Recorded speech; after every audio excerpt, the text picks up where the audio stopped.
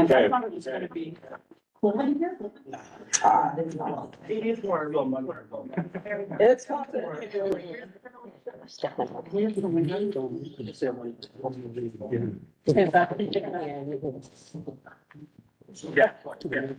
So good evening. Hey, give me a sec. I figured this out. All right, we're gonna start. We have a little technical difficulty. Did you sign in? I will, right this Okay, second. right on the outside on the door. Did everyone else sign in? Where the heck is the committee? Hey, Brandon. Hey, how are you? Hey, how are you? I'm hanging in there. Did you sign in? Signing in now. Good. I hear myself. Oh, that's probably, that's.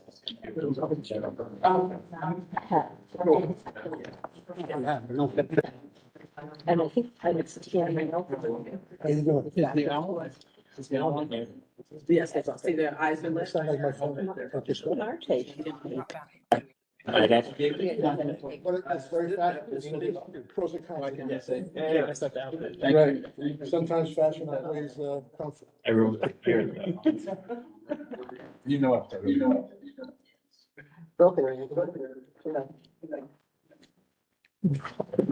Other speakers, external speakers? What is that sound? Yeah, this is. In the center? You have that? I know. The middle, the center is not. It's the TV. Hey, how are you? This is the. Someone else you. Hello. It's like a stadium. I'm good. How are you? Yeah, it's a lot. You're good. Hello, Carl. Yeah, great. I've been appointed to the committee report. There we go. Oh, Where was the last time you were on? 1980. That's been a while. Wow. I need somebody with some strong arms. Yeah, I hope not. A little hot. Okay. Go. Okay, now, it's off. We can start. Okay. So good evening. Oh, we recording? Yeah. Good evening, everyone. Welcome to Community Board One's Quality of Life meeting for May. I'm Pat Moore, the chair. Mariama hopefully will be here soon. Everyone knows Tammy Meltzer, who is the chair of the entire board. And Zach Bomber, who is our district manager. And we have Councilmember Norte with us tonight. So thank you for coming. So we're going to start with 110 William Street. And this is an ongoing discussion. You want to come on up? Introduce yourselves. Join us at the table if you don't mind sitting straight at the end. And just a moment of housekeeping so everybody knows, if you are whispering on the side, the owls will pick you up. So if you want whatever you're gonna say to live for posterity, please go ahead and whisper on the side. But I promise you it'll be picked up on those owls and there is no way to edit. Not only that, it's distracting. So keep the extra chat to a minimum, please. So gentlemen, introduce yourselves. How's it going? Marcus Gregory, with Savcon on the GC side. Ian Sanderson, also with Savcon, the general contractor for the project. So, this has been an ongoing conversation about your demolition, your internal demolition, and how it's impacting John Street. And we would like it to move to your empty office space that is on William Street. So tell us, and did you see the two videos that Elizabeth? She just showed them to us, but Right. And can do we have them too? We don't know if we can get them, but you've seen them, so you see, hey Jared. So you see how it is causing traffic jam, it's causing issues with the residents, the workers who have to get to their jobs, to and from. So tell us what you're gonna do to rectify this issue. just so first off, I think we should start off. I think I just handed out the document that was sent out. Just wanted to make sure that you guys had the opportunity to review and that's kind of the starting point of the conversation. If you guys have any questions or comments on that, that's really where we wanted to be able to begin. You want to give us a quick rundown of this sheet? So the request was to move it to William Street. We went back and took a look as promised from our, I think it was the March meeting, right? We went back and took a look. What it boils down to is the fact that William Street is a smaller street. So therefore, it would cause even larger of a problem moving it to William Street, not only for the project, but also for the general community. But the general community is saying that's not indeed a fact. So you would have to close down that street for William Street. William Street is the same size as the side street. And so one of the documents that we sent over was a measurement for the street. So William Street is actually a little bit smaller. I know when we say a little bit, it seems like it's not sufficient, but it does make a difference for the requirements for clearances in the city. So what can you do to make life less burdensome for everyone who lives and works on John Street? So our proposed plan, that is the best way that we think to separate the project from the public. Right now, we're running into roadblocks to be able to implement that plan, but we do feel that that is the best plan to be able to not only drive the project from, our perspective, but also to keep everybody in the community at. But I'm sorry, when you say, you mean how it's functioning now? No. Or- So tell us what you're proposing. So the proposed plan, what we presented the last time we were here was a loading dock that's on John Street. Mhm. That would allow us to enter into the freight entrance that we have into the building. That would separate the community from any street traffic. The intention is that there's a closure for the MTA right now, which is part of the roadblock that we're running into right now. So that plan is not implemented. So what we're doing right now is a modification to that plan, which is not the most ideal situation for everybody. But therefore, once we have that plan implemented, we do feel that that's the best for everybody. So there are two things, the closure to the exit entrance on John Street for the subway. Correct. And so what's the problem that you're having with that? So The current- MTA doesn't want to close it? the MTA has allowed, after many conversations, for us to be able to close down that entrance, Mhm. but we are still running through just the formalities of that. So right now, there's conversations between MTA, the building owner, us as the GC, to be able to formalize that. So we're optimistic that that happens relatively soon, but we can't put a timetable on that right now And how long would that entrance exit be closed, for the duration of the project, which is, which would take us into the summer of next year. so it'd be closed until December of 2025? Not December, summer of 2025. So so it's like a year. Yes. And what about the coffee shop? The conversations have been had internally.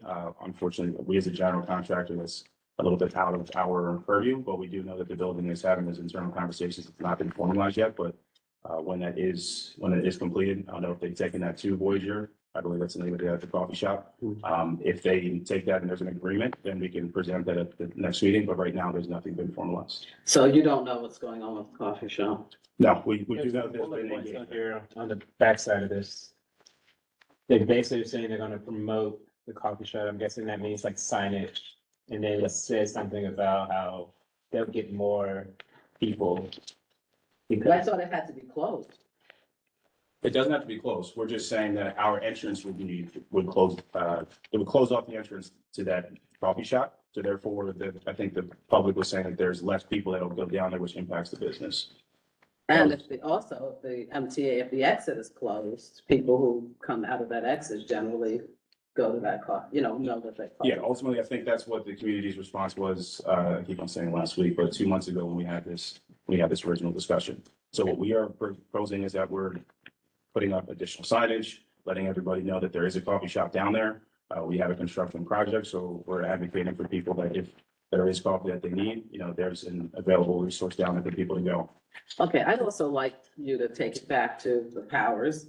And if the coffee shop shows, if this happens, if this is implemented, and the coffee shop loses business, which they can prove whether they've lost business or not, I'd like to know if the construction company is willing to do something about the shortfall. So it wouldn't be, so we could definitely take that back to the powers. It wouldn't be the construction company. It would be a conversation with the building owner, but we can definitely have that discussion with them. Is there more than one Mariana. entrance to the coffee shop? There's, And enter the MTA tunnel through the building itself, main lobby. so you can get there. Yeah, okay, that's not All gonna right, happen. let's raise hands. Okay, All right. sorry. Anything else you want to say before we take questions? No, go ahead. Okay. Questions, committee? I have two thoughts here. One is around the coffee shop, which I know is not totally on you all, but my fear, and I'm guessing this is why these questions are being asked, is that like this place won't survive. Like the traffic that they're losing for a year. So the Right. fact that they're gonna be getting more customers afterwards is whoever's gonna be there. And then also we know the issues that we're having with getting businesses, small businesses, especially down here. So I think that conversation needs to continue. I think this conversation started based off the fact, this is what Patrick brought to us, right? Mhm. And that there was just a lot of noise and that the residents hadn't really been taken into consideration. And the argument that was being made was you couldn't go out the front door because it wasn't as easy for you versus you're gonna be interrupting everybody on this side street. It doesn't sound to me like we have gotten closer to a resolution to that. You're talking about for loading through the front door? Right, and I guess like using the machinery, like doing, the thing I suffer with right now in my own building, is like all the debris removal that oftentimes seems to happen overnight. Like that's loud, probably even louder on this street. Well, they're How not, are you they're going not to? operating overnight. Huh? You're not operating overnight, no. Well, you say that now, but I think we had asked if there were after hour variances and it was like, oh, well, maybe because we have to wait to see. Cause that's also what I'm running into now with my building. So what are the resolutions here? I guess is what we get. Well, also, it was a matter of, if you exited on William Street, my recollection is that what was the bank and is now the empty space, you would somehow have to go through that space to exit. Is that? Can you repeat that? I'm sorry. So if you were to change the exit point and do all of the loading and unloading on William Street, Mhm. I think my understanding was that you would have to go, on the corner, it used to be the bank, Yes. that you would have to go through that space. Am I correct? No, so if you go through William Street, there's a couple things, right? So part of our write-up was that there's an MTA easement underneath there. So that's also a concern from a structural capacity. That is a major concern for us because that can cause significantly more disruption, if there was to be something that happens as a result of that. The second thing is that one of the conditions of the lease with the tenant is that the first floor space has to be turned over as part of their turnover for the building, to be able to utilize it. It is their main entrance. So there's no safe way to be able to load the job through that first floor, be able to build it, be able to get things in and out, and also have people on that space. Right, because you would have to go through their space. Correct. You would Right, have to go that's through what that I'm first floor saying. Right. space. Exactly. So the building owner would lose money if he rents, he's trying to, or they're trying to rent that space. And so if you were to use it for loading and unloading, they would not be able to rent that space. And I wouldn't hinge it on that. I think it's also the tenant in and of themselves will not be able to operate, which is a government agency. So I think there's also a social impact as a result of that, not being able to have that building open for the services that they provide. so is the exit and entrance for all of the tenants in the building? That main entrance on William Street is for the whole entire building, yes. And so you're not going through the former bank space, you would actually be going through the front door to Through the the front, building? yes, the front door lobby. And why couldn't you go through the bank itself instead of, what was the bank instead of going through the front door? This bank is located, It's at to be able to corner go through of that, I the- don't think it's The efficient. tenant lobby is what you're referring to as the bank space. It is a dedicated entrance for the tenant, the new tenant and their clients. And it is required to be in service at the time they take over their first. But or is there a tenant there, or is it a tenant a prospective tenant that's In the lobby. renting that space? And then, The tenant for which we are building the entire, while doing all this activity for is taking that space. They have already leased that space. It is required for them to have control of that, what you're referring to as the bank space as their main dedicated lobby upon turnover. Are you saying they're gonna begin to occupy the space before you're done with the work? Correct. there's multiple That's- phases. Thank you, yeah, that's. And I was confused, because if it's their lobby, why aren't they giving up their space? But the Right. you're referring to is the empty Yeah, it's on the corner, it's right on the corner. It used to be HSBC. talking about the empty retail space. So The that's part of the first HSBC floor. is the empty retail space. The entrance to it faces William. There is another lobby space, which you may be referring to, which is on the John Street side that has been active for an extended period of time. But the No. bank space Right. specifically is the corner space at the corner of William and That's John. what I'm talking And about. that will be the tenants who is taking over the many floors in the building, their dedicated entrance for their clients. And so they're gonna open that space and use it before you finish with all your deconstruction and construction. Correct, correct. The loading plan that we have does not have us going through that space. So the continued construction after that would be able to be separate from that first floor. Is that what you're getting at? I think that's what I'm getting at, is why can't, it's their space, they're the ones that are gonna be renting the space. Why can't they give They up their? should be displaced. They should be the ones Not that the are community. suffering and not. the So, community. so the loading is adjacent to that space. We would not be impacting, that turnover of the first phase, if you will. But I'm saying it should be impacted, it's their space, they want to have, they're the ones that require to have the internal deconstruction going on so that they can build out the rest of the floors. They should not use the first floor until the deconstruction and all of the materials are out. I don't understand why everybody else has to suffer for things that they're gonna benefit from. So maybe, and apologize, maybe I'm not clear on it. How does that impact? or She's saying change if any loading for The the John people Street who are gonna side? be occupying the space, Mhm. if anyone has to be displaced, it should be them, not the community.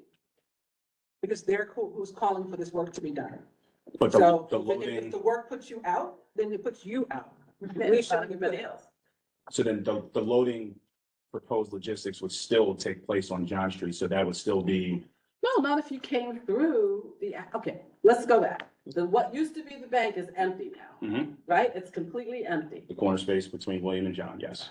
Why can't you go through that space? For the turnover for that for So the phase. take out the debris. Why can't you go through that space? There's- Just explain it to me. There's no means to be able to get through that space as it currently resides right now. The plan is to bring it into, I wish that we had like a plan.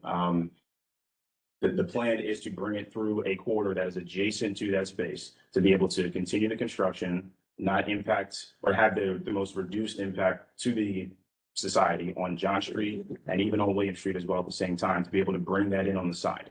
It is not to bring it through that first floor phase because you would still have the same disruption to the community and you would also have disruption to the tenant as well, which is almost a double whammy. So that, I don't think that would, maybe I'm not understanding, but I don't think that addresses the point of John Street. In the last meeting, the question was, could it go through one of the vacant retail spaces? Could that be repurposed? And I believe the answer that we were given was that it's preferred not to because it has to go through a pedestrian walkway internal to the building. Yeah, That's what we were told, and I think that's where it was left. Okay.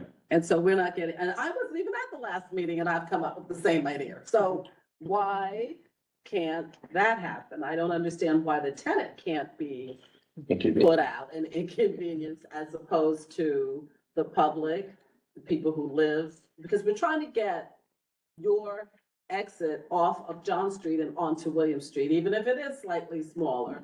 We're trying to get it, because John Street now, if you saw those videos, it's impacting traffic as well as pedestrians. So the intention is that you would then shift the loading from John to William through that first floor space.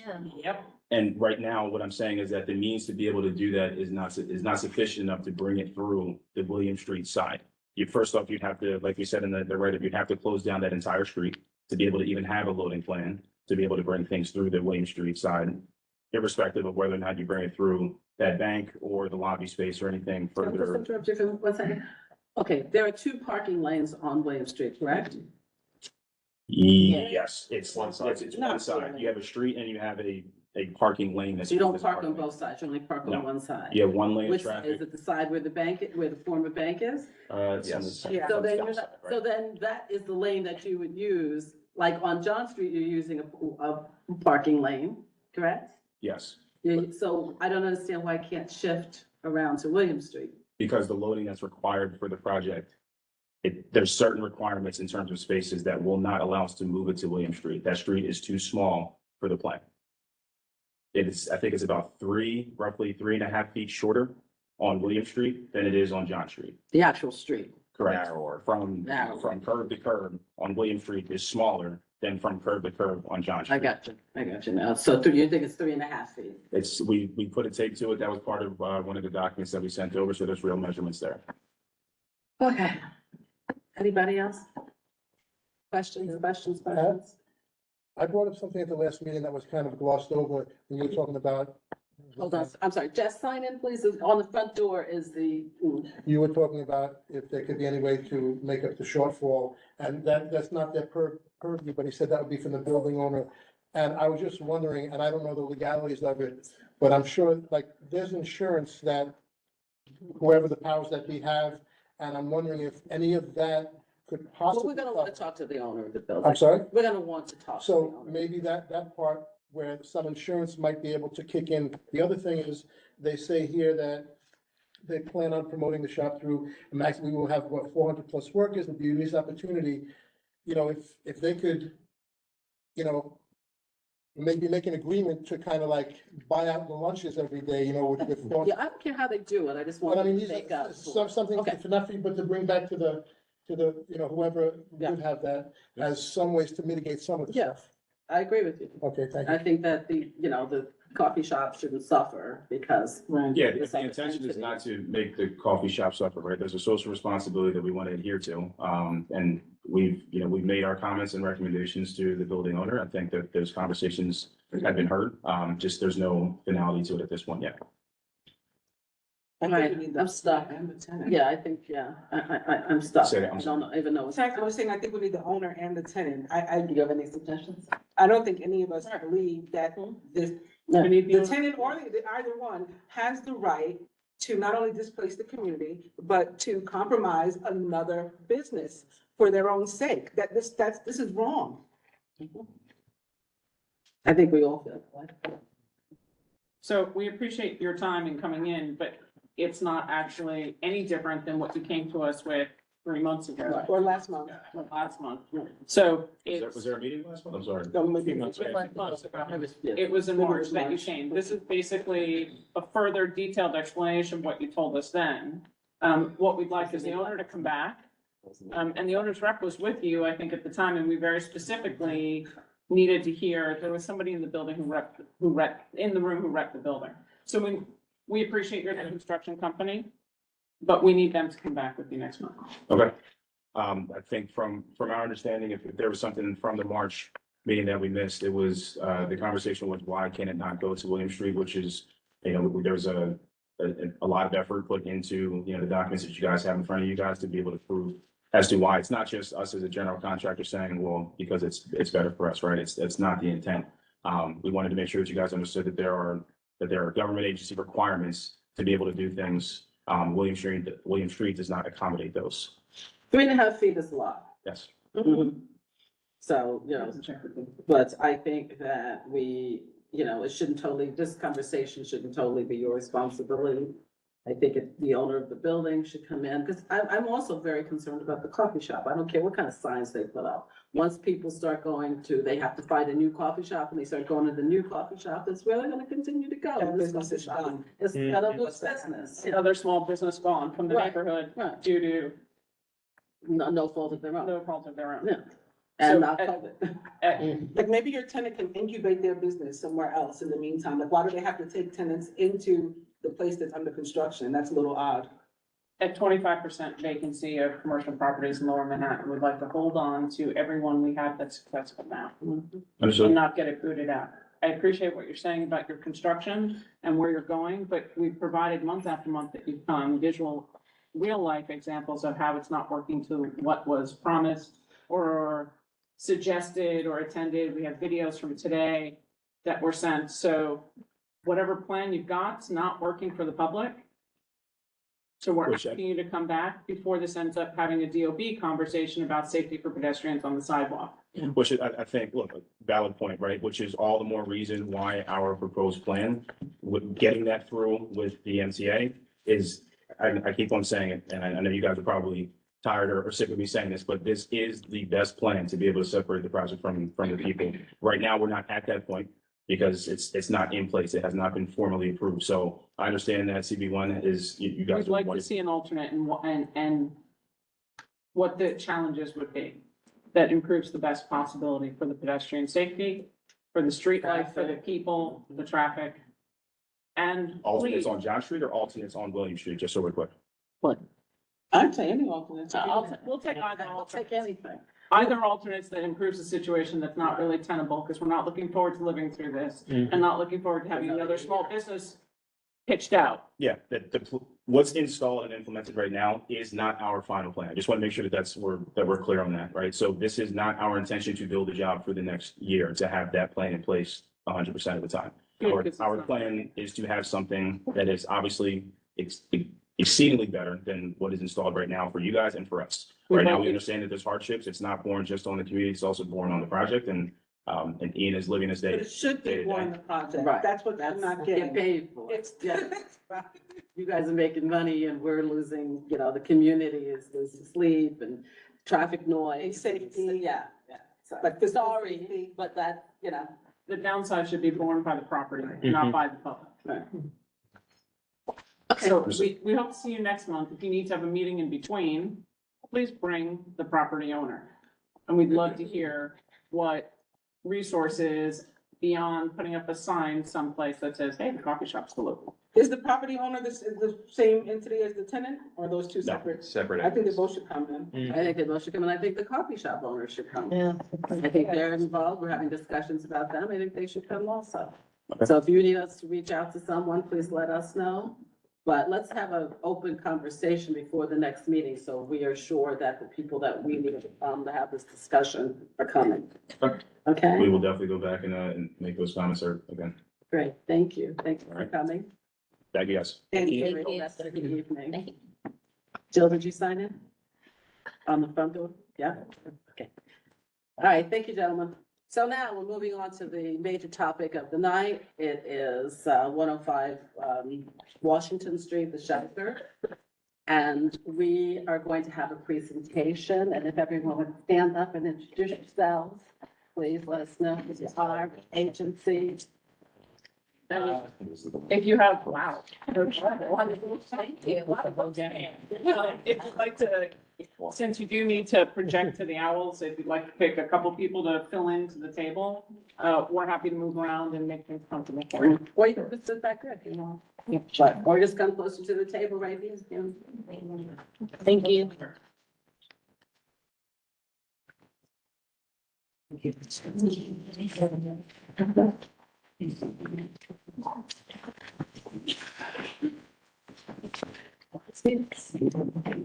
All right, I'll start up. Good evening, everyone. I'm Chris Gonzalez. I'm with DHS. I'm the Chief Strategy Officer. I have my colleagues. I'll let them introduce themselves. Hi, I'm Tracy Pata. I'm the Manhattan Borough Director for DHS and DSS. Hi, good evening, everyone. Marsha Hoy, also Manhattan Borough Director. Department of Services. Pleasure to be here. Thank you. Hi, I'm Hadaria Morgan. I am the Chief Operating Officer and General Counsel for Center for Urban Community Services, also known as CUCS.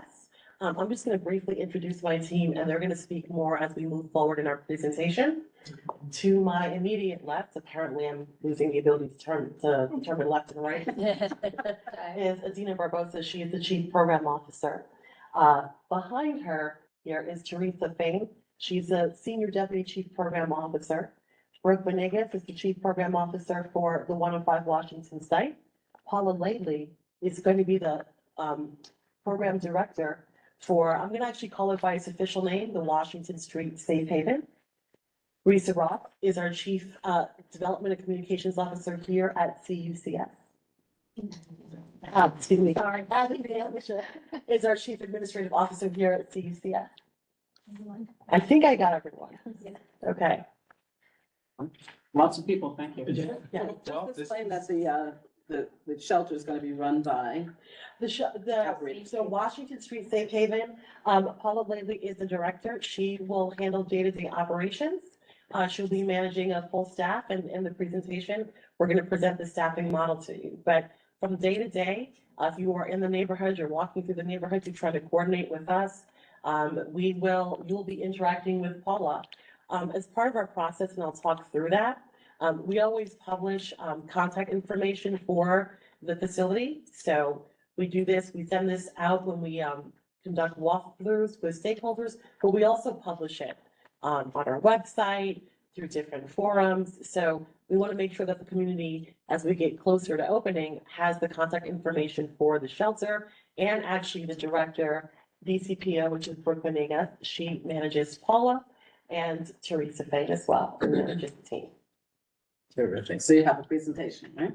We do have a I presentation. was laughing. I call it a slideshow, but it's really a PowerPoint. PowerPoint. That's it. Well, So I think before we leap in, I do believe that Sure, I just wanted to, from the agency perspective, just start out by saying, these facilities that, we actually, we cite and put into neighborhoods, they're really part of the continuum of care that really helps holistically in terms of providing a path for folks that are currently homeless, formerly homeless, to get to a place where they're back on their feet.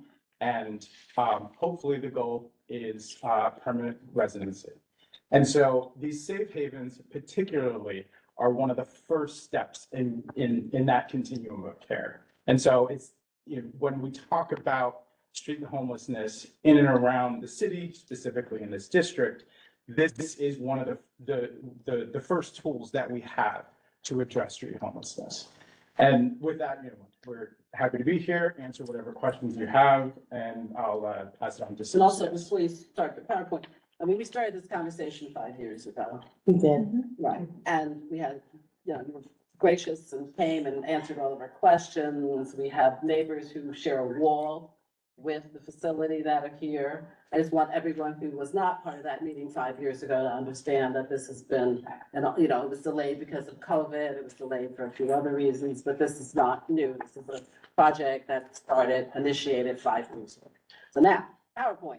Okay, I think that is got it. I think that's the perfect segue into just how I want to introduce and start off this presentation. I intend to not actually speak as much because I know that you want to hear from the program team. You want to hear from the people who are going to manage the site on a day-to-day basis and actually manage the clients and work with you. But what I did want to say is, first of all, thank you for having us back. We were here in the Quality of Life Committee meeting last May, and then following that meeting, we were at PS 150. So thank you for having us back. What I wanted to say is that for us, this is just part of a continuing conversation for how we work together, partner with you and engage you as we develop and launch the Washington Street Safe Haven. I think I mentioned earlier that prior to opening, we will be having walkthroughs with community stakeholders.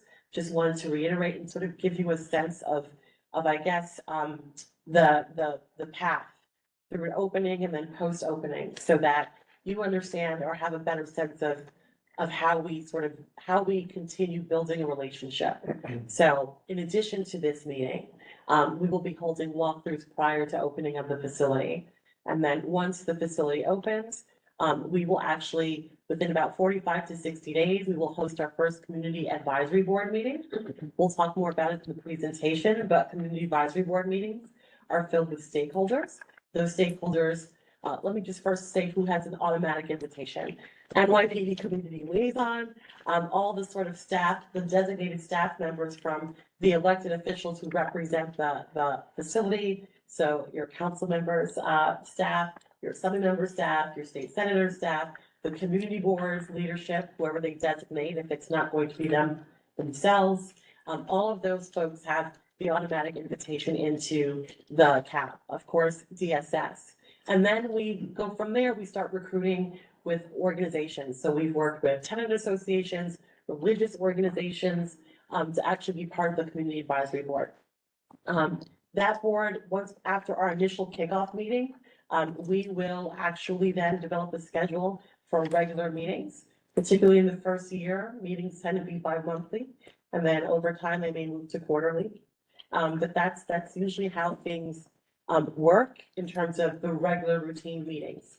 Really at the CAB meetings and during conversations like this, we're talking about our efforts to be a good neighbor, how we partner with you, and quite frankly, what you probably did with 110 William, where you ask questions about, listen, what about these noises we hear? Or what about this issue or that issue? We will be addressing those issues at the CAB. That's not the only place. Again, we're going to have this hotline. We're going to publish that. You're going to have Paula's information, Brooke's information, Teresa's information. So there will be plenty of different avenues to hear from us about the impact of the shelter, the operation of the safe haven, and how we're doing. Yes, ma'am. What about area residents? Or will they not be considered stakeholders for the purposes of this meeting? We usually recruit from just different, associations, but yes, the tenants association, yes, it's how we typically do that. What about if the building doesn't have a tenant association? Right, they Um, probably don't, actually. Mhm. Some of them may have a co-op board. or Co-op Yeah, condo. we work with. They may not have a board at all, though. They may have. And then, so Building we're doesn't have going a to, board. I think what we'll do is we will work with some of your leads on this community board to sort of help us consider, you've all sort of said, hey, why don't you consider this? Why don't you reach out to this person? We absolutely appreciate that feedback, and so we will definitely rely on you in part to help us get That's good. good representation on this CAB. We want everyone to have a voice, but we also want representatives on the CAB. So, we're happy to talk with all the stakeholders to figure out who those people are, but, we need to keep it organized. Yeah. So, but yes, we're happy to continue that conversation. But you also would be willing to come back and have a public forum If, with the if, community board. if necessary, absolutely. We, I think, So those to echo what individuals who are Mary's not- saying, We've done We- some in the past. we want you guys to feel like you have access to us. If there's any concerns, we'll be as responsive as we possibly can be. Well, can we let, Can you let them Let's do their do the presentation? This is long. Okay, well, so CUCS has been actually operating, basically, both, our primary work that we do, or the largest part of our portfolio is permanent supportive housing. We also been operating shelters and safe havens. We've been doing this collective work for over 30 years. We have over 30 programs. We own and operate over 300, permanent supportive housing units. We own and operate over 280 shelter and safe haven beds. So we just sort of reminds that I just missed that's always There's fun. a lag. There's a lot, is there? So there's a lag. Okay, I'm gonna keep going. You I'm can gonna- put that thing next slide and we can advance that. Okay, so can we actually move beyond? This is just to recap. Some of you have seen this in an email that I sent prior to this CAB meeting. This is just, this is just to recap some of the most recent engagement meetings that we've had. This also is to recap what I just pointed out about stakeholders who would be recruited onto the CAB and would be meeting with us regularly. And if we can move to the next slide. I did it. Did I do it? Did it work? Oh, no. I forgot a piece of the text. Okay. So, Speak yeah. with her. she'll Oh, yeah, we skipped the stuff. That'd be There we go. like. Yeah. So I just want to, reiterate this. I think Bless you. she had to go to the Yeah. next. Can we go to the next slide? Yeah. Yes. Thank you. This, Yes. So this is just some of what I also mentioned about our background with CUCS, just our years of doing this work. In fact, we were a pioneering organization. We were part of the initial collective meeting with both, at that time, Governor Mario Cuomo and the mayor, actually Mayor Dinkins, and before that, Mayor Koch, to actually have shelter services move to contract organizations, just because it made more sense, and quite frankly, we thought we did a really good job. And actually, since we were some of the earliest advocacy organizations servicing clients who needed homeless services, we thought that it made more sense to have us who were on the ground work with the city to provide service and be the front line of providing actual shelter and actual outreach services. So we can move forward. We are really proud to actually renovate and rehabilitate this historic building. I know that there are some members who are neighbors who actually have more history about this building. But we are looking forward to basically opening up this particular safe haven. Just as a brief overview, I know there were some questions about the way a purpose-built shelter works. Let me just step back and explain that Washington Street Safe Haven is a purpose-built safe haven. That means that it's constructed and designed as a safe haven facility for homeless single adults. And so the building and the design conforms to the regulations that govern the sheltering of homeless single adults. So if it's not clear, there are different sets of state regulations that govern different populations. And so the facilities adhere to those state regulations. So you can't simply just swap out, let's say, a family with children facility for a single adult facility. There are different environmental standards, different regulations. So this is purpose built in order to actually function as a safe haven for that population. And I believe the next slide will give you just a brief overview, and then I'm going to stop talking and turn it over to Jeff. Can you go back and Yes. actually that building initially was? The building initially was community house, excuse me, I'm sorry. Like the one that's. Yeah, it had a health clinic, a milk station, the library. I think I actually saw the tile that was sort of reminiscent or left over from the pool room. Since I've been closer to the construction. Also the religious worship house, there were the Buddhas that were there and sort of the, So the building is kind of going back to its original roots Mhm. of caring for people. Thank you for stopping me to talk about that. If we can just go back a slide, so we'll talk more about it. Thank you so much for bearing with us. So just to sort of give you a brief overview on the building services, 84 beds, we have 88 compliant units. There's bed, there's desk, there's storage, shared or congregate bathrooms and showers. We're going to be operating 24/7, 365 days a year. We have on-site laundry services, washer, dryer. We will provide soap. We will provide the materials needed for the laundry services. We have common lounges on every residential floor. We provide food for residents. We have 2 outdoor areas. One of them is a rooftop area. It actually features a 9-foot fence surrounding it on top of about 2 feet parapets. So total square footage is over 11 feet, basically about 12 feet. And then there's a patio that's located off the 2nd floor, off of the dining hall.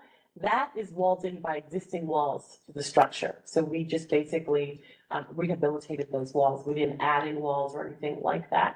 The indoor outdoor features, so all of the quote unquote indoor outdoor space will feature smoking receptacles, smoke heaters. We know it's important that people aren't just sort of throwing away cigarettes and so forth. We understand it's important also to be mindful of smoke. But we think these indoor outdoor areas, we really, and the city agrees and the state agrees that when you build a safe haven, you need to have these areas because it helps alleviate congestion in front of the facility on the street so that you don't have residents outside smoking. They have a space to do it on site. And so that's pretty much, in addition to just general recreation and just general outdoor space, that's what we provide. I know that there will be questions about the outdoor space. In our facilities, outdoor spaces aren't open 24/7, so there's not intent for clients to be outdoors at late hours of the night. So we will discuss opening and closing of outdoor space so that it's not interfering, noise factors aren't interfering with late nights and so forth. And then just with respect to overall, I know we're going to talk about security, but we will also be providing security 24/7, 365 days a year, contracted security. And then I'm going to turn it over. There's another slide maybe. Well, no, I want to let you sort of talk about through just overall their services. You know what, I'm just going to basically actually tackle the admission criteria. Excuse me.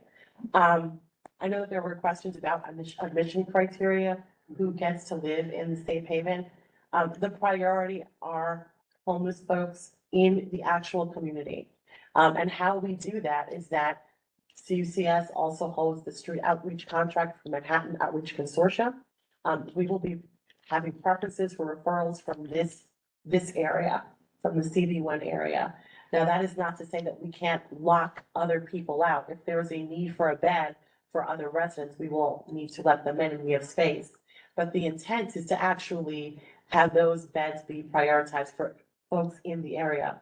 We want to also say, and I'm probably jumping ahead of myself, that how we do this is with a staggered opening as well.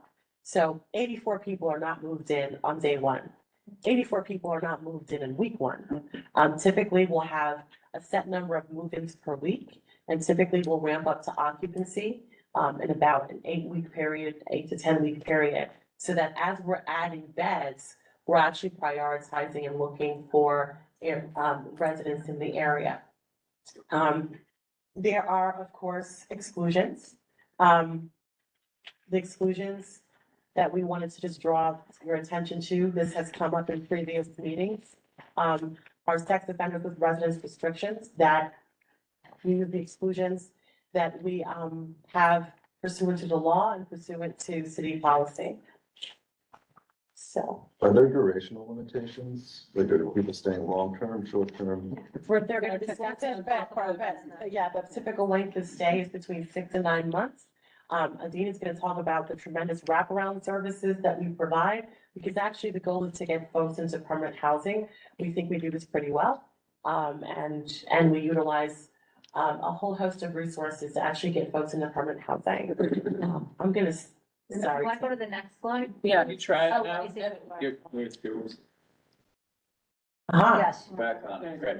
And then the only thing I'm gonna warn board members, we're gonna let the presentation go completely. Yeah. And then Chris has, will start, and then the community board members, and then the public. And we will be using a timer tonight for everything, just to except Chris. I'll be under 2 minutes. Okay. Sorry, please. No, it's a problem. So just to follow up on the security, as I said, 24/7, 365 days a year, contracted guards. There are 5 guards on shift every shift. So there are 3 tours, making sure that we cover all 24 hours in a day. Of the 5 guards, there's always a supervising security officer. In addition to the security officer managing access control, i.e. who comes in and out of the building. They conduct patrols of the building and the immediate exterior of the building. So front door, neighbor to the left, neighbor to the right, or in your case, north and south, for Washington Street. We screen belongings, using a magnetometer. It's built into the walls when you come in the facility, and as well with an X-ray machine. Yeah. Ah, Cameras. keep going. 99 cameras. There are 99 cameras installed throughout the building. They also capture areas of the exterior of the building as well. This I really think speaks to the programming. Clients do sign a good neighbor policy. That's a standard provision for how we operate our facilities. We also, as Adina will speak to, the regular house meetings that we have with clients. We also meet with clients individually to assess and ensure compliance with the good neighbor policy and the facility rules. If we are seeing repeated, non-compliance, if we're seeing this pattern and we're really dealing with people who cannot or will not comply with the facility's rules, we will work with DSS to help them find another location and transfer them out. Okay, now I think you get a break. So I'm going to talk a little bit about the Safe Haven model, give an overview, and then I'm going to turn over to Brooke and Paul to get into really more details about the services. So I want to just reinforce that the Safe Haven is not just a place for shelter, but it's really a robust, on-site service model to help, the clients coming in to succeed. And we provide small caseloads, and intensive services to each person coming in. And to just piggyback on what Chris said, really the Safe Haven is part of a continuum of services. So I'm sure you've all seen homeless people in your community and in your neighborhood. And we work with the street outreach teams to help those people to come inside. Many of those folks haven't come inside yet because they're connected to the community. Like you all that live here are connected to your community. Or they don't want to go to those big shelters where there's, huge dorms. So this model where there's small rooms, 1 to 3 people in a room in their community is going to help people to come inside. Once people come inside, we work with them with the range of services from the day they come in. We do a full assessment with them and work with them closely in a really person-centered way on what they need. And that includes assistance with benefits, psychiatric care, on-site medical care, and also from working with them from day one to move into the continuum on the next step, which is permanent housing. And also, we, as Hadarius said, CUCS, runs the Manhattan Outreach Consortium, known as MOG, which provides street outreach for all of Manhattan. So we would work closely with the Goddard team, who's, doing the canvassing and working in the CB1 area. And then just to talk a little bit about the next step in the continuum is permanent housing. We're very effective at getting people into permanent housing. The MOG team alone has placed 357 clients into permanent housing the last fiscal year. And they placed 834 clients into safe havens and stabilization beds. And from those safe havens, which Washington Street would be one of them, 212 of those clients moved into permanent housing. And CUCS, like Daria said, that's sort of where we started with permanent housing. We have over 27 units. We have over 2,800 individuals in 12 different supportive housing sites that we provide services. So we really understand what it takes to help someone to move from the street to the safe haven and into permanent housing. And I said, like with Elise and many of the clients move into supportive housing where they have the wraparound services also. So we're continuing those services from the safe haven into housing. Let's see. Did I? No, it's not working. Can we have the next slide? On the right. We're gonna, I think. Go ahead. No? Try to move. No. It's very complimentary. There you go. Oh, no, it's now one back, yeah. So just to reinforce, we provide daily programming. So we're providing services during the day, overnight, in the evening to the clients in the building. This is not a program where people are expected to leave during the day. We're working with them during the day. They have an on-site assigned case manager who's their point person to work with them through the housing process. We have recreational activities. We have weekly community meetings. We want to build a community within 105, within Washington Street Safe Haven. And the ultimate goal is to move the clients into permanent housing. And like we said earlier, the average length is 6 to 9 months before someone does move into permanent housing. And that's our goal. And I am Jamie.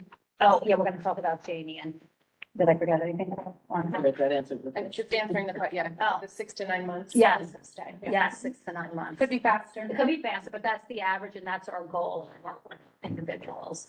I'm going to turn it over to Brooke and Paula to talk more about in detail. You'll see this slide. This is in detail, all the services that we provide at Washington Street Safe Haven. And Brooke has been working with CUCS for over 20 years in our transitional programs, in our shelters, in our safe havens. And Paula has been working at our Kelly Safe Haven for the past 10 years in a variety of roles, most recently as the assistant program director. So we're really excited to have all their expertise here at Washington Street Safe Haven. So I'll turn it over to them. Thank you. Thank you for having us and giving us this opportunity to talk a little bit more about it. So what does it look like for a client when they come in? An outreach team will bring the client to the facility, and then the staff will conduct an intake and an assessment. And during that intake and assessment, it's very important because it's sets the tone for their stay with us. That's where we're talking about the good neighbor policy. We're talking to them about the groups and the expectations about the program, but it's also an opportunity for us to assess what are their medical needs, what are their psychiatric needs, and then being able to connect them to those services that we have on site. And if people need something beyond that, if we need a referral to therapy or different things, we will also have these connections in the community. There's a range of different therapeutic groups that we'll be offering on site, and those groups we intend to have them across into the weekend, so 7 days a week, offering something for people to be involved in. Art therapy, we've done music, creative writing, wellness self-management, so that's helping clients learn more about mental health or set goals and be able to accomplish them. And a core part of the program is a community meeting that will be held weekly. And in that meeting, we celebrate successes. If somebody is getting placed into housing or they, reconnected with a family member or just whatever their positive is. But it's also an opportunity to problem solve together. So if there's things that, any of you are telling us are happening in the community, we talk about it in that community meeting. We reinforce the good neighbor policy. We want, that's like our overall mission. We want to be good neighbors. We want to be responsive to anybody's concerns. We want to blend in and we want to be part of the larger community. So that message starts with the residents inside the building, and then as it goes out into the larger community, into the neighborhood. And then sometimes if clients are interested in employment, we will refer them to CUCS has a supportive employment program called Career Network. We'll help them get connected to any type of benefits they may be eligible for. A lot of clients are moving in with nothing. So, you know, we might need to help them get their IDs, get their birth certificate. All these are all things that they'll need in order to be able to be placed into housing. Some clients need assistance with budgeting their money, so we will help with those as well. We'll offer on-site medication management, so, you know, helping clients learn about their meds.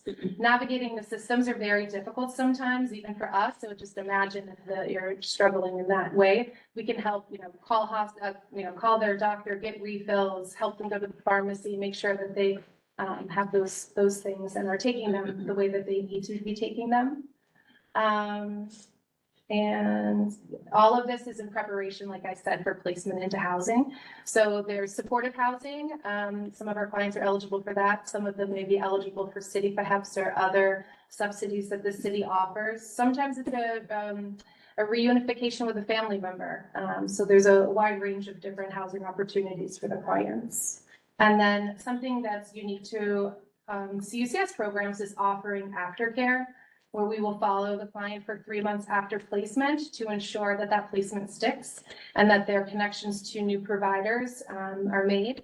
And that just, you know, anything, you know, we all know that changes can be stressful. So like helping them through that process. So that's our aftercare.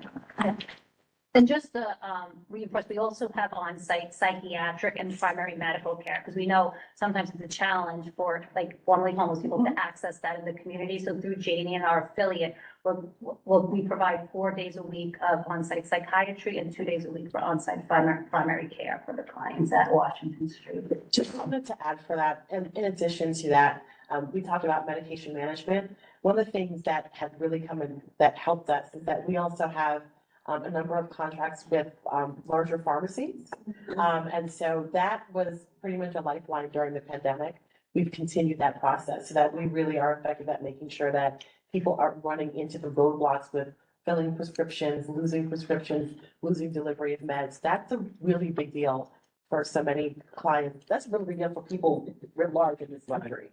But between cost of medication and making sure that they get it, that's something that we've really, I think, developed to a T to make sure that there aren't really these gaps. Yeah. So we're able to offer those robust services because we do have 24/7 staff. So we have 24 program staff that are on the clinical team. And then that's in addition to the 5 security guards that will be on shift per shift as well. So the staffing includes licensed and master level social workers, case managers. We'll have an ADL specialist, so in activities of daily living, that's someone who can help people. It's a big transition to come indoors. So, you know, helping them with their hygiene, helping with donations, just reacclimating to that type of being indoors. Then we'll also have an office manager. And as Adina had mentioned, we have the Janie and on-site services. So the 28 hours per week for our psychiatry and 14 of our medical. Now I'm going to turn it over to Paula to talk a little bit about her experience as the assistant program director of the Kelly Safe Haven. Yeah, so hi everybody, I'm Paula, I'll be the program director at Washington Street.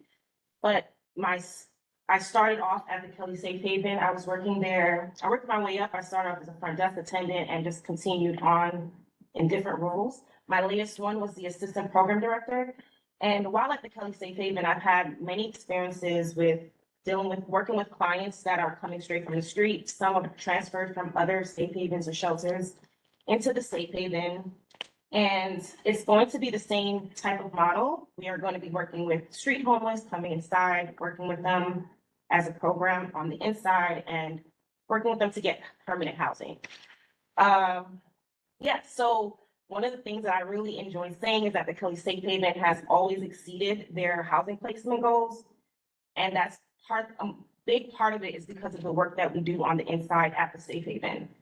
Something you wanted to bring over to. Oh, yeah, so one of the things that I implemented when I was working, I believe I was the evening case manager at the time. I noticed that the clients were sometimes bored and the inside, and so we created like different programs, different groups to do, so we could keep them busy, and it was also enjoyable for me as a staff. And one of the things that I would like to take over, one of them is it's called the Kelly Beautification Community. It was a way to like, how did you say it? It's like an investment in the wellness of the building. Yeah, right? so the wellness of the building.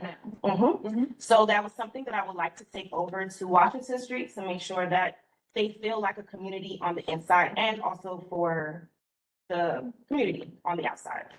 I also wanted to just talk about some of the clients that I have the privilege of working with. One in particular, I would just say Jay as the client. He started off on the street, living on the street for more than 5 years. He was reluctant to come inside. He was working with CUCS outreach team. They convinced him to come inside, and he was my client. He was extremely difficult to engage. I would go to him every single day to say, hey, you want to talk? You want to meet? And it took about like 2 months before he actually came to meet with me. And that was just from my consistent outreach with him. When he did start coming to me and meeting with me daily, we were able to like get his benefits. He did not have any benefits, didn't have any vital records. So we had to start that process so he could get housing. So we were able to do that.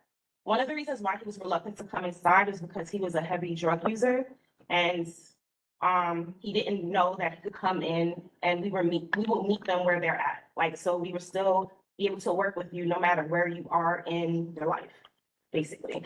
And with working with me and the other members of the other staff, he was able to reduce his use. He was able to reconnect with his family. He was able to get all of the documentation that was needed. He was able to make other goals that he wanted. Like he wanted to start like a construction company. So he was able to get a job with a construction company, which was really good. And we were able to place him into a CUCS building in the Bronx. And I was following up with him up until, well, more than 3 months, just because he was with CUCS. So I was able to check in a little bit more. And that was just to speak, he was just an example, but that's typically how it goes. Like clients do not want to come in, we engage with them. We really like, yes, housing is the goal, but we work with them up their whole entire life. Like we sometimes get a little bit too deep sometimes, and they want to keep talking to us. So that's just an example. It's a success story. So that's something that I want to make sure that is implemented and we continue to do here in this community. So that's all I have to say. Thank you. Thank you. All right, so. Councilmember Marquez. Thank you for the presentation. I think this was comprehensive, and I think it started answering a lot of the questions that the community had and that we also had. My first question, thank you for saying you're going to prioritize people who are unhoused in Lower Manhattan. I think that was a big one. Do you currently have some sort of like wait list, or do you have a target audience that you do now outreach that you're looking to hopefully transition into The this location? outreach team was part of the Manhattan Outreach Consortium because they know this is opening. They're working with already their individuals on the streets to target to move into Washington Street Safe Haven. And Brooke also oversees our outreach team, and I oversee the MOP, all the MOP. So the coordination between like discussing the referrals and who they're lining up to come into the facility has been going on for quite a while. Do you have an estimate of what the unhoused population is in CB1? And all of CVR. I think that would come from actually you guys. Yeah, I don't have that number, but we can get that soon. Okay. I did want to also add to that we know that we've been working with DSS in our previous work when we partner with the community. We also work with Downtown Alliance.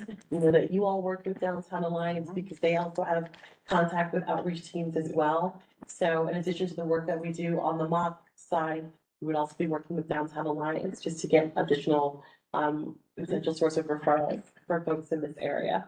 Okay, and then there was two other things that I don't think were answered. I know in the EIS, they mentioned that there would be like a 10 PM curfew.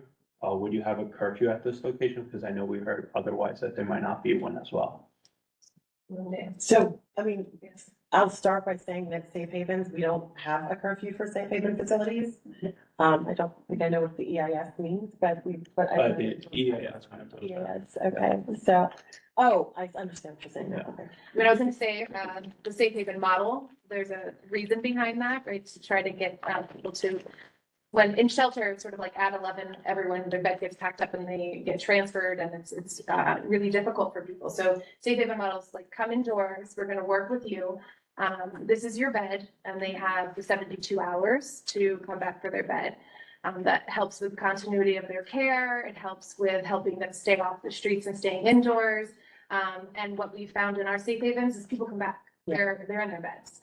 And if they're not, then that's a concern for us and we're looking for them. We have our outreach teams that would partner with us and we would be looking for clients. So, but yeah, that's our experience, that they actually are in their beds. Okay, and then when do you plan to open? Our target opening period would be the final week of June. We are at over 90% completion on construction. And so we are continuing on with the completion of the building. So that's where we would target. Just in terms, I know I mentioned this early, but again, the plan is to stagger opening. So that, and this is important for us as well. We actually want to take the time to intake clients. That's what we do. So the anticipation is not to have, 84 people show up on the first day or even in the first week. We typically stagger openings so that we're at full occupancy within about 8 weeks or so. Okay. And I guess I know you sent, the second slide, you had your engagement with the community.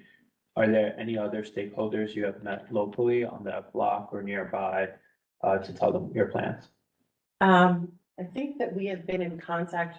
I mean, I can't say particularly outside of these meetings, also. We met with China Institute early Okay. on. Because they're also, we met with them, also we coordinate with them, with construction, and of course, our immediate neighbors. I would just add that Paul has been in contact with the community affairs officer at Precinct 1, and we have that communication and we'll continue to have that. Indefinite. But I do know that in the initial, back in way back, they did meet with, the local schools. Then that was Yeah, the old those are- principals at PS 150 before they moved downtown, and then met at PS 276 as well. And we did again last spring, so we'll have follow-up conversations as well. So I have questions. Hold on, everybody. And as chair, I'm going to ask. So originally, part of the population was going to be couples. And the shelter, I think, was going to be unlike other safe haven shelters where couples could come in and also pets. They could bring their pets. Can you address that? Have there been changes? There have been changes. This safe haven will be only for homeless single adults, men and women. We're gonna have both genders, but there will not be sort of sleeping accommodations for couples. Actually, when we were thinking this through, and it really, when it comes to how you build a facility, because it is truly a purpose-built shelter, the state regulations really kind of separate the populations out. And the way that this is designed and the way that we're going forward, and based on the need, what makes sense is homeless single adults, and that's what we're gonna be doing. With respect to pets, folks are allowed with animals. I think what we meant to communicate was that we didn't want folks having support animals or service animals being a barrier. But in terms of pets, this will not be sort of a haven for necessarily folks who have pets. The intent is really for folks to come here and their pets will be welcome in compliance with the policies for service animals or support animals and reasonable accommodations. So if they're not a service animal or support animal, they can't bring them into the shelter? Unless there's another, provision with respect to a reasonable accommodation and we work through the interactive process. But it's not, it's the idea was this facility will not simply be, I have a pet, I'm coming into, Washington Street Safe Haven. And are there other facilities that I have a pet, I need shelter? To my knowledge, there are not, but I'm not the Yes, there best are. person. So there are, they actually just announced a pilot, in the Bronx recently where that focuses on clients with pets. It's a pilot right now. It's something we are considering, doing more broadly. But, you You know, should reach out to URI, because URI runs shelters in Brooklyn that they co-sponsored with one of the pet companies, that is one of the first shelters that is successful operation. Both, the URI is who's running the pilot. yep, So, yeah. they have experience Aren't they a for, provider? Or, No, they're across the board. yeah, they run a couple, other types of shelters. Right. So what happens if I have a pet and I need shelter? And I'm so unhoused, I have no paperwork. so, It's usually through, there's a reasonable accommodation process, so what people do is we fill out paperwork, it's through DHS, and, like, if it's a service animal, they enter with it, because there's No, no. but I mean, it's not a service. So if it's an emotional support animal, they, It's not an emotional support animal. but I have a that dog. could be anything, right? A service animal You is could just say the it's the emotional pony or the. support. Exactly. If I have a function. turtle and I want to bring it in, that could be considered your emotional support. So it's really, it's a process because we want to know who's going to care for it and all of that. They can still come in. They're going to come in with that animal. It's just like the formality of writing out, like, how are you going to care for this animal in the building? And then it goes through a process with DHS to get approved, but they're allowed to bring them in. Okay, the other, back to the original question, and so why did you decide not to have facilities for couples? I think I have to just take responsibility for the fact that there was really a miscommunication in the messaging. Because the shelter is designed for singles. It's going to be licensed pursuant to the state regulations governing singles.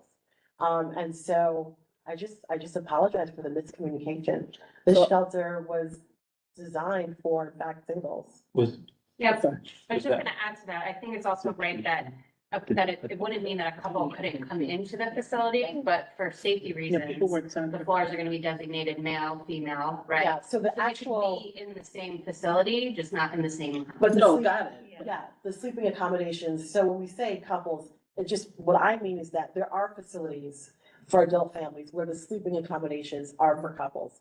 The sleeping accommodations here are for singles. Okay. They're not for couples. So We were excited though by the fact I that do this was understand. going to be for couples. I do understand. Okay, all right, so that's one question. And pets, because we thought like, Right, and pets, those people probably have somewhere to go. exactly. So I was also just gonna say about the pets, so we run 2 other shelters and 2 other safe havens, so we have folks with pets that we've, like Brooke was describing, we support through the process so that they are able to come inside with the pets. So we also have like experience. They have other places that Yeah, you prefer them yeah. to. Or help them come into Washington, but just support them going through the process to Right. do that. So another question, what is specifically the good neighbor policy that they have to sign?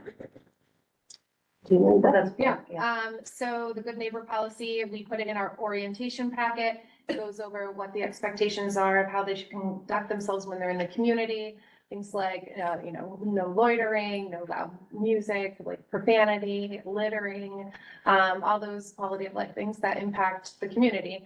And we go over that and review it with them and ask them to sign it so that they get a copy of it. We can always refer back to it if an issue comes up, just to remind them that this was. And so what are the consequences if they don't live up to their Yeah. good neighbor?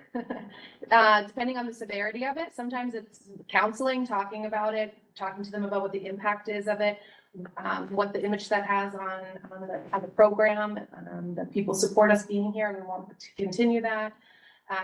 But then if there's things that are more egregious, those things get bumped up and people can't stay.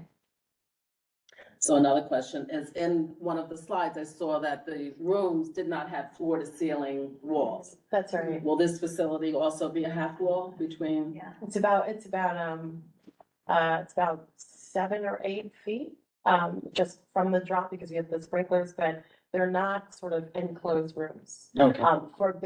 For zoning resolution and use. We're not creating individual units, so there are partitions, but it's a dorm. The dorm affords additional privacy than a shorter wall. But that is actually why we do it this way. Okay, good. And in that picture, it was a lot shorter. And at Washington Street, it'll be a lot higher. Yeah, I was just curious. Okay, what else do I have? So a couple of pads. Why, so this CAB meeting, why is it going to be 45 to, I forgot, what did you say, 45 to 90? 45 to 60 days, usually because we're probably, an earlier time, we're just gonna be beginning to sort of occupy.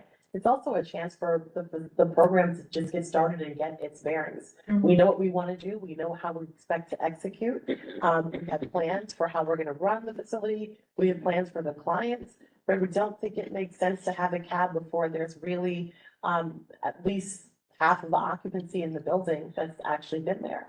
So we think it makes sense. That time frame, we would expect to have a contingent of the clients there. We'll have opened. And then we can actually start just the formal process of meeting with you. It's not as though you can't, and we would like to actually hear from you before the CAB meeting.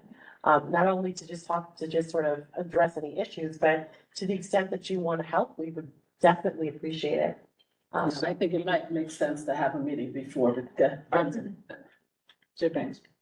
We love the CAB, will be great. We're sure we have confidence that it'll be an one line of communication. However, the timing of opening of the shelter does not marry with community needs. And I say that only because A, the community board's off the entire month of August, no offense, we're off the month of August. B, the schools are closed from June 27th till right after Labor Day. It is critical that the school PTAs and leadership have an opportunity to participate. So we need to kind of work with you on your timing. The schools do have, teachers don't automatically all fly out the building, but we should try and get that set up in June in terms of getting the names and finding out and figuring out a schedule and temperature, because you want to be able to be a good neighbor. You're in an area that has a lot of schools, that has a lot of families, that have people who, you know, may or may not be here in July and August. So if the first CAB is in 45 to 60, that puts you right in that window. That's kind of not so fantastic. Right. I understand. I mean, we'll definitely work with you.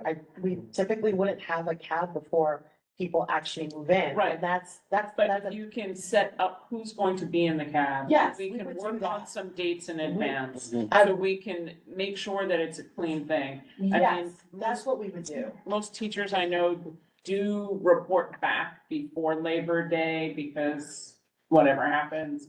But, you know, it's just making sure that we can have a productive conversation with the community, and it's not, oh, well, they didn't get back to us. Of course they didn't. We start recruiting before the first meeting. We can't even begin to actually open or set up that You meeting. can recruit in Yes. June. Yeah. We would, and we actually recruit before we open. We use walkthroughs, we use meetings with you all, so the recruitment happens before. We typically wouldn't have this meeting until folks actually move in, but we definitely will work with you on the timing. That Yeah, makes sense. let's revisit that, Councilman. Or a commitment to come back in the July meeting, just to give us an update on how the opening is going. You know, how's the application going, who you've been targeting? I know you can't give specifics, but, you know, I think that would be kind of like Touch base. good touch base before the summer, because then everyone's gone. Exactly. Yeah. Yes. And Okay, I'm If sorry. we do it here, then at least if people are out of town, they can tune in remotely. Right, exactly. Okay, do I have any more questions? Sorry, everybody. Okay, I'm opening it up to, yes, whose hand was up first? No, actually, Jill's hand was up earlier, so Jill. Okay, Actually interrupted for. so I'm gonna, just ask sort of the awkward question. I'm not really asking this in terms of making judgment, but I'm asking this in terms of what I think the community would ask. If the clients are, as you say, you meet them where they are in terms of drug use, how does this impact the community? I am assuming that they're not allowed to use drugs or illegal drugs inside the facility, how does this impact the surrounding area? And also, once again, similarly with mental illness, people coming right off the street. I'm not a doctor, I don't know, you always hear people are not compliant all the time, that it's hard. How does this affect the community? Do you wanna leave? No, that's fine. So what I was gonna say about, so when people are on the street and are using or like psychic or have a mental illness that's untreated, it's much harder to treat someone, right? When they're on the street, we do work with them. We have, medical care that meets them where they're at on the street. But one of the first steps to helping people work on their substance use or their stabilize their mental health is coming inside, right? So they're now inside in a safer place where we can work with them. So they're not on the street, right? They're coming inside, and if you want to expand upon that. Yeah, I mean, I just think that the using on the street is more probably impactful, so trying to bring them in and try to reduce use, try to give them resources, try to connect them with different programs and. So they can use inside. No, the facility. no. So they'll still be using outside the facility, But No, so 2 minutes? I think the first thing is to go around the Okay. table. So, go ahead, Diane. A three-part, have there been, I know you've had run other shelters, have there been any problems, at these shelters, either within or in the community? And what were the nature of the problems and how have you been able to resolve them? That's an example. At times, we have clients who are moving into the program who, have, uncontrolled diabetes or something happening, where we might have to call emergency responders. And we were having an issue at our Brooklyn location where, the sirens were on, and we had to work really hard with. We actually, had a meeting with the borough president and the, emergency response people to try to get them to make sure that everyone is understanding that on that block that you're not going to have your sirens going, like your lights maybe or something to know, because they have to have their lights on to know that they're responding to an emergency. And so that's just like a lot of work went into trying to get that to happen. We've had, a situation where clients are loitering somewhere, so they let us know and we'll go out and talk to them and bring them back inside or ask them to disperse. So whatever's happening, we will always try to follow up and try to intervene to ensure that we can resolve it. Just a follow-up from that, I mean, we've done things like, and this has come up in past, so we might do something like adjust cleaning schedules or adjust cleaning hours or stagger them, so that we've got more people who are either in outdoor space and not necessarily outside. So that was in response to, hey, we're seeing more people outside, and it's always during this time. It turned out there were certain cleaning intervals. We made an adjustment, and we said, okay, we're gonna do the cleaning of this type during this particular time. So that people didn't have as many people, moving about, closer to maybe commuting times or people coming and going from school and such, so things like that. So we do respond to those requests. We work with you. Just like the questions you asked at one time and so forth. If we're seeing a pattern, then we'll look at how we can adjust, especially if you say, hey, I'm noticing it's this time, or hey, I'm seeing this. And we'll look to see what's actually happening, see if there's an adjustment we make on our ends. As Brooke pointed out, see if we make an adjustment with either NYPD or anyone else that we need to make an adjustment with. That's just part of the process. Thank you. Morton, did you have any questions? Yeah, I did. My question, is actually a comment combined with a question. I know you did, meet with the, PTA at PS 150 because, we were at that school last year and I heard it was a very positive meeting, although I was not able to attend. My question is there going to be a, ability for people in the community such as school PTAs, school staff, or other people, if there's a, for example, I know you're going to be doing community outreach or street outreach to communicate in a real-time way that, oh, there's somebody who needs help who's camping under this sidewalk bridge outside of school, and they're there every day. Our staff opens the door in the morning, they find they had some problems reaching out like to the mayor's office on stuff go like ahead. that, but I'm it's. sorry, Mark. So, because your time is, All right. so the question is, do they have an ability in real time to Yeah, to deal with, I'll take that, because that actually came up for 150, where there was somebody who was bedded down near the school, and they were Exactly. concerned. Yeah. And so because we are working with the outreach team, we have a direct line of communication to the outreach team, so we can give them a call and ask them if they can go check on it. And in that case, they increased the number of visits because they hadn't seen the person when they went out.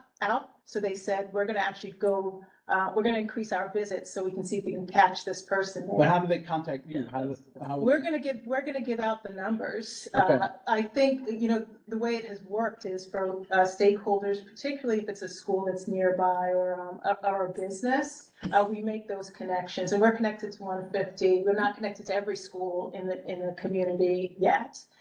But there will be an opportunity for us to be able to connect so that we can either, arrange for the outreach team to visit the person and do their outreach in the hope that they can get them to come inside to. Yeah, that's actually, if I could just follow, how large a net are you going to cast? I mean, there are a lot of schools in the district, a lot of people, a lot of stakeholders in the district. How far and wide are you gonna go? How wide is the net, the catchment area? Well, the outreach teams will go all over Yeah. Manhattan. So, I mean, technically, like if I leave here today and I see someone that I feel like I need something, I can dial 311 and then they will dispatch an outreach team there. So it's actually not the Safe Haven. We'll coordinate with them to be able to accept that client into our program. The 311 dispatches outreach to them. And of course, if we know about somebody or you let us know, we will also tell our outreach team as we. So it's either call 311 or it's call the numbers that you're giving us. 311 John? would be best. Yes, I like to piggyback on what Jill said. I understand you want to accept people that had drugs, you want to accept them into the program, you want to, hopefully rehabilitate them. But what is the timing?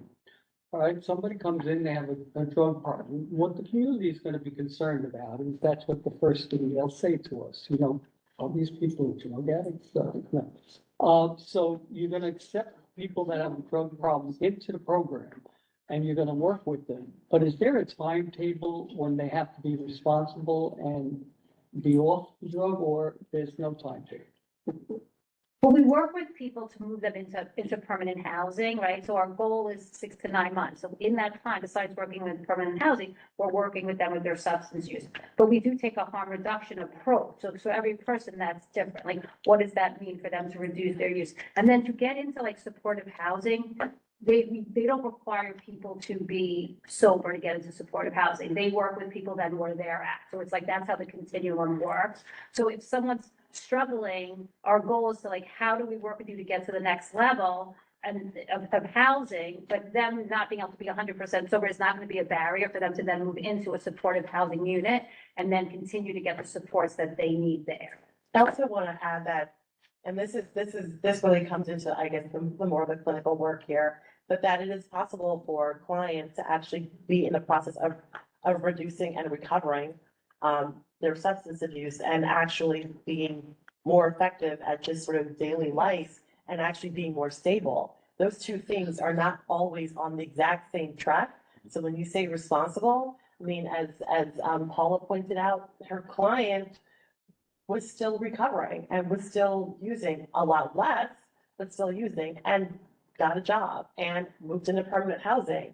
So if we would have ejected that person because they hadn't actually stopped their using completely, we would have missed these other critical steps. I mean, it's tough, and that is the tough nature of recovery, that you can still somehow function with all the supports, still do these other things like get housing and even get a job, and then continue the recovery process.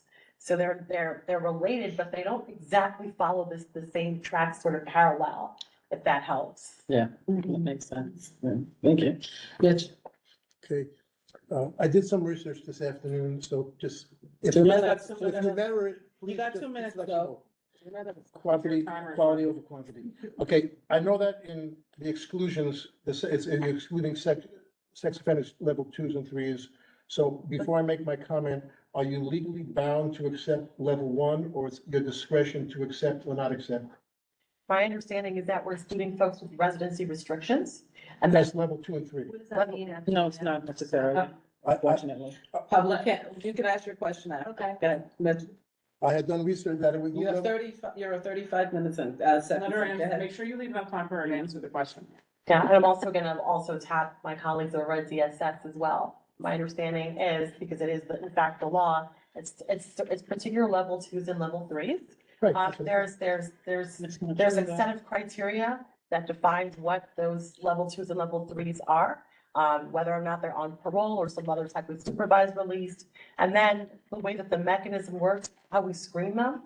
There is the work that DHS does in their screening process at referral, and then we also do checks when we actually get folks in intake. So there's 2 phases of that process. Okay, can I, quick, so level 1, if it's a point system, it's up to 70 points, because for each different offenses, you get certain points. So up to 70 points is level 1, level 2 is over that. So, basically, for 5 points for sexual content over clothing, blah, blah, blah, but you get 25 points for intercourse, oral or anal, which would be a rape, and 20 points if the victims was 11 to 16, 20 points if the offender engaged was a continuing contact. So based on this point system, which was from Albany, that would be 65 points if you raped an 11-year-old girl continually over a few years. You would still be legally obligated to accept that person because that person had not reached the 70-point threshold. So this might not be something that you could, I'm not sure if you have the ability to make a decision on that, or if you're legally bound, and this might be something for the law people here, that 70-point threshold, based on the research I did, and it's online from Albany. All right, gotcha. Hold on. You just asked. Well, can I have some type of, if they're familiar with that or not? I'm gonna ask that you come back with some real specific, because everyone asks this question. I do understand that. And I mean, my understanding is, and not necessarily getting into the points, I'm familiar with some of what the criteria is, but really the question comes down to the extent to which that criteria generates a residency restriction. And the residency restrictions actually are the law, right? So if you meet the criteria that you actually have a residency restriction, yes, you are excluded from residing in this safe haven facility. And so what generates a residency restriction? Particularly the nature of the crime, yes, those points are in consideration, whether or not you're gonna be on parole, supervised release, or some other supervision with respect to your ability to move about the community. Those folks know who they are because they have to actually, they're on the registry. In addition, because they usually are on supervised release or parole or conditional release, they actually have a check-in process. They don't live in our facilities because of where our facilities are currently located. They would not live in Washington Street Safe Haven. I'm not sure I understand that they wouldn't live in it. What does that They're mean? not eligible. They cannot legally reside because of the. So who's gonna tell you that this person has a? So there are 2 parts of the screening process. At referral, screening is done by DHS. And then part of our intake process is that we gather information from the client, and we also conduct checks as well. Checks with? On the sex offender. On the sex offender registry. Right, but Can somebody slip through that? if you have less than 70. From my understanding, we have a 2 sort of step process. So I've never heard of anything that's foolproof, but I think we're really effective if we're talking about a screening process from the city and then our process at the site as well. Did you want? So the community is really, really welcoming of shelters and of our home, protective of our homeless. That said, we've been lied to in the past as it relates to shelters that have come in. Now, most of them have been during the pandemic, so I'm sure things weren't operating as they normally do. But for example, with regard to sex offenders, at 6 Water Street, there were a number of people who were level 2 and 3 sex offenders, or had been. The caveat was that they had finished their probation or something, so everybody needs a place to live, and they were allowed to live there because they were not restricted from living there, even though they had been level 3. I'm talking pedophiles, everything that was that was in that building. They no And so people, right, they no longer have a restriction.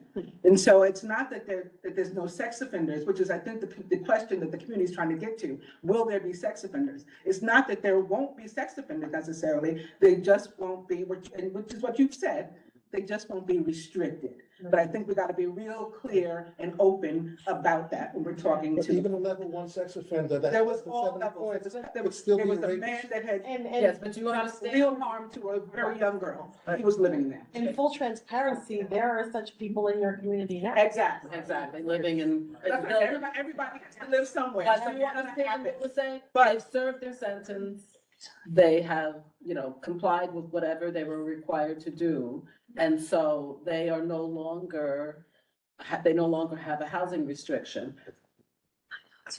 I don't know what to say about that. It doesn't make them not a sex offender, but we have people living, renting apartments. So maybe a question for you can be, will you have any oversight as to, the ability to prioritize? I'm gonna take somebody that hasn't been on the list at all above this other person that is on the list, but they have no restriction. Are you able to sort of weed people out? Especially knowing the location that you're. Right, so I mean, I think it still kind of goes back to what Hidaria was saying, that there's a referral process and there are two screenings. And we look at that and we assess the entire, it's not just criminal history and sex offender. It's, the right placement, the right services. There are several reviews that go into this referral process. And so, yes, we absolutely will work with the provider to make sure that, that the entry is as safe and as seamless as possible into the community, and do what we can to provide the services for the folks that we are referring. And we're abiding by the law on the. And so I guess the other question is, if even if they've served their sentence, they no longer have a housing restriction, but that this person exists, will you keep an extra eye on that? I think we're gonna need to actually, if the question is, are we going to treat them differently? I'm not saying treat them differently. But keeping an extra eye is legally treating them differently, I'm sorry to say. Well, you That said is that you're different. treating medical conditions, right? And people would argue that pedophilia is a medical condition, a psychiatric condition that can't be cured. I think. So if you're treating medical conditions, maybe that gives you an allowance to consider this person has this particular condition. I have to watch them or treat them a certain way, even if that is differently. It's a difference because of their physical health. Well, I can say that that our care should correspond to everyone's mental health and physical health condition. That I can say. I think the lawyer in me is really not able to sort of say that we're gonna take certain action that might in fact violate the law. Right, and part of what this procedure for how you handle this population is in part dealing with the laws that were passed, some subsequent lawsuits, things that had gone back and forth. And so I'm gonna be really careful, because I will basically tell you, we're going to comply with the laws and policies. But we do hear your concerns. There is not an intent, for instance, for there to be additional sex offenders because of this facility. I point out, they're already in your community. This facility wouldn't necessarily be a draw. But I would say that we have our policy on the residency restrictions. We're going to actually wrap our care around the individual person. And that of course includes what they need in their mental health and so forth. Absolutely. And anything else, treating someone any other kind of way because of a certain status, we would then need to engage counsel internally and make sure that we're not running afoul of also our oversights regulations as well. And I would just add, like, our service model is, like, we're assessing people when they come, through the street outreach, and then when they come in the door. So we're assessing for what are your needs medically, psychiatrically, socially. We're coming up with like an individualized service plan for each person. So everyone's getting services based on you know, what their needs are, the full picture, what are their goals, what are they working on? What are they struggling with, right? So we tailor our services to meet the individual needs of each client moving into Washington Street. And there's something like pedophilia does that tend to be volunteer to you? I have a problem with X, Y, Z. I was gonna say, I would add in my experience, that's something that clients share with us. Okay. Because they want support on the things that they're required to do during that process.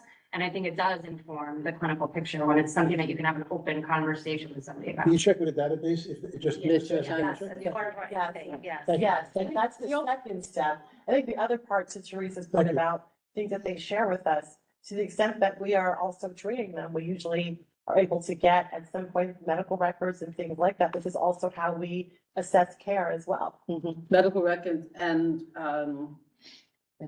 no, prison records or, arrest records, is that part of it? We don't typically get their criminal justice records because of course of the laws that actually govern that. But if we're treating a client and they are actually seeking medical services and psychiatric care through us, we typically also get their medical history. It's part of the continuity of their care. So that's a different route to get information. In addition to Teresa pointed out, what they also tell us as part of a therapeutic conversation. And usually if they're part of the criminal justice process, they need our assistance to like help them get to the parole office and so forth. So they're usually forthcoming with that information. And we just work with that. I just wanted to add our Kelly Safe Haven is in a community that has a lot of schools and community-based organizations that serve young people in the community.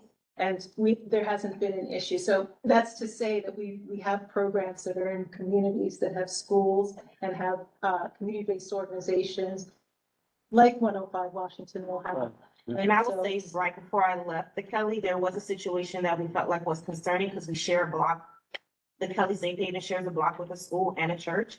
There was a client that did something inappropriate and we requested a transfer immediately. And he was transferred that day. It's Kelly Street, Bronx?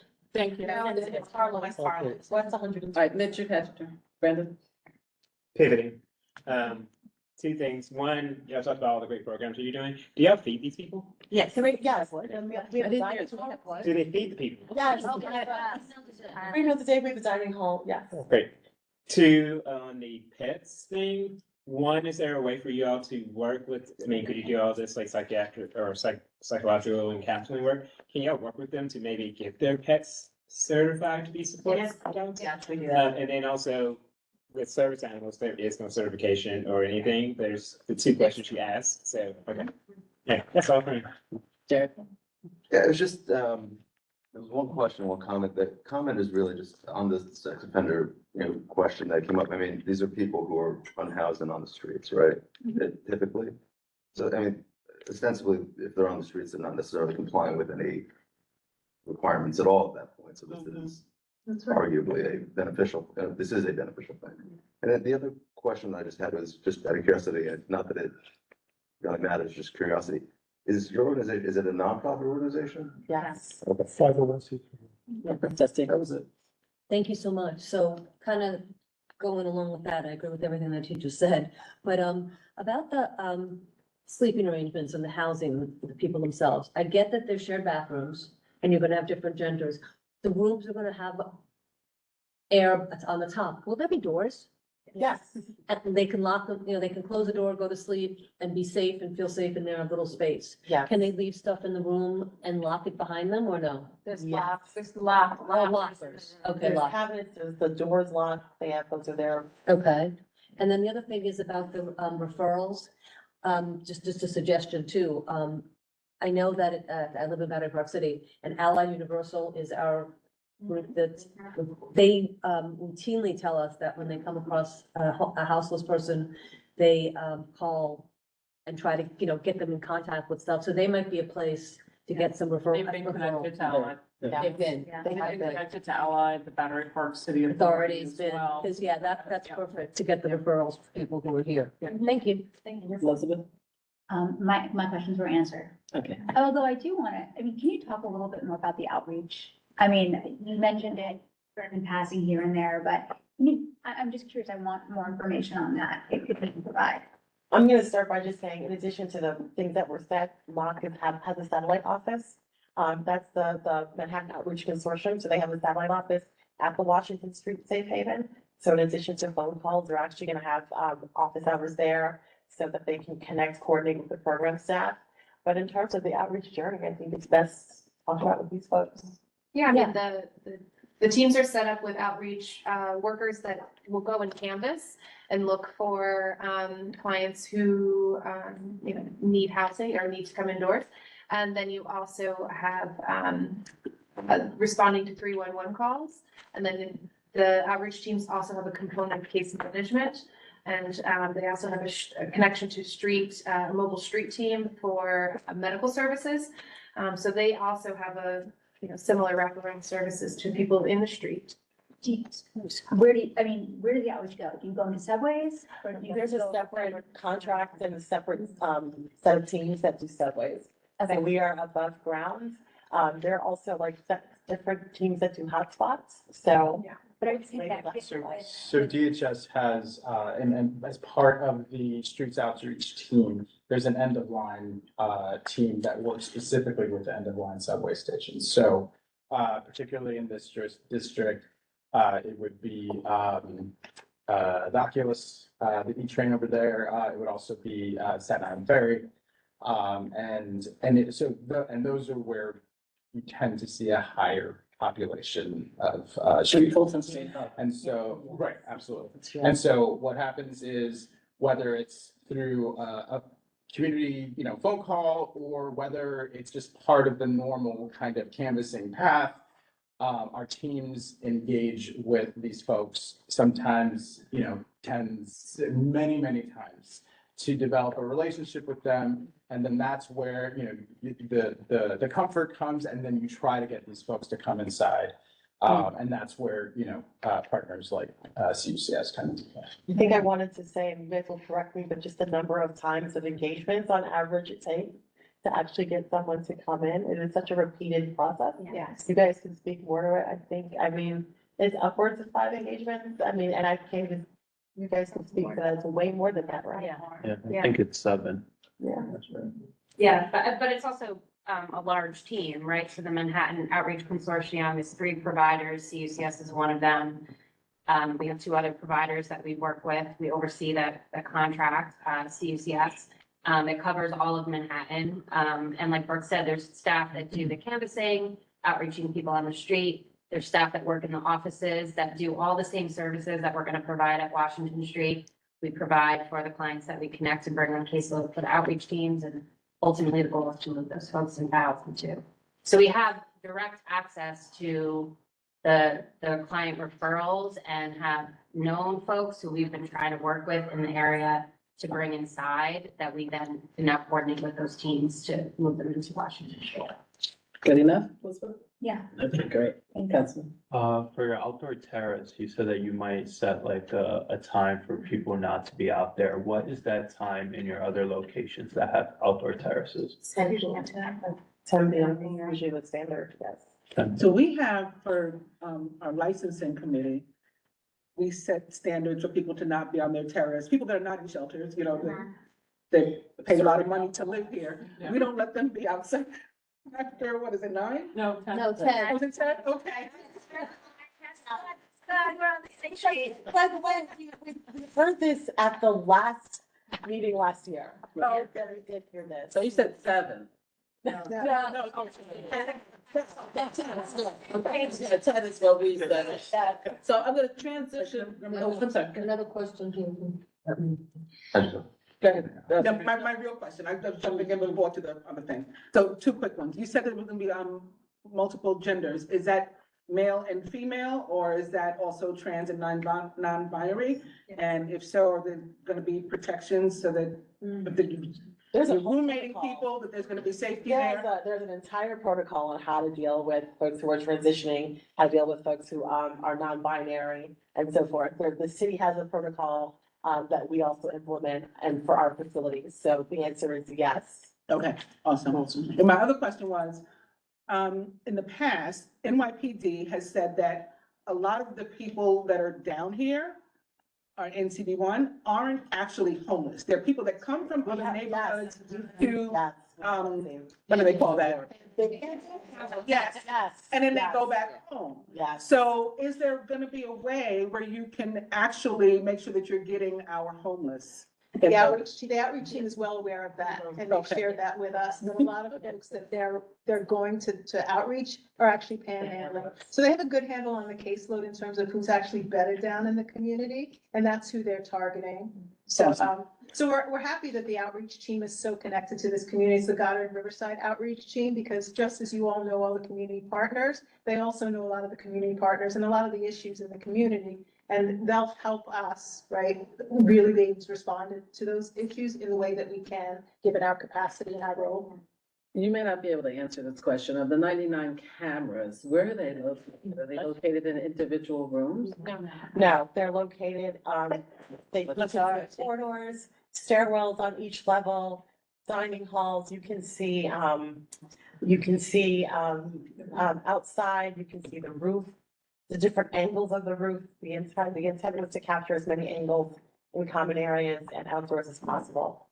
Okay. But they have privacy in the rooms. Yes. Yeah. Is there any, relationship with Trinity Church and the work that they do? Yes. Right they- nearby? So we, as an agency, we have a relationship with Trinity Church. They've actually, they've been a beneficiary. We've had grants that we've received for capacity building and affordable housing development, and other things. And they've been a fantastic, resource and support. They actually also hosted a stabilization bed site prior to the renovation of, St. Paul's. So I don't know if the folks are they online or? There are people online. We don't know. I don't know if they are part of the. Tell me who from your team is online. I'd be happy to move them over. I think we're. I think the team is raising this hand. That's what's in. As far as crisis. I'm sorry. Are you from? It's in-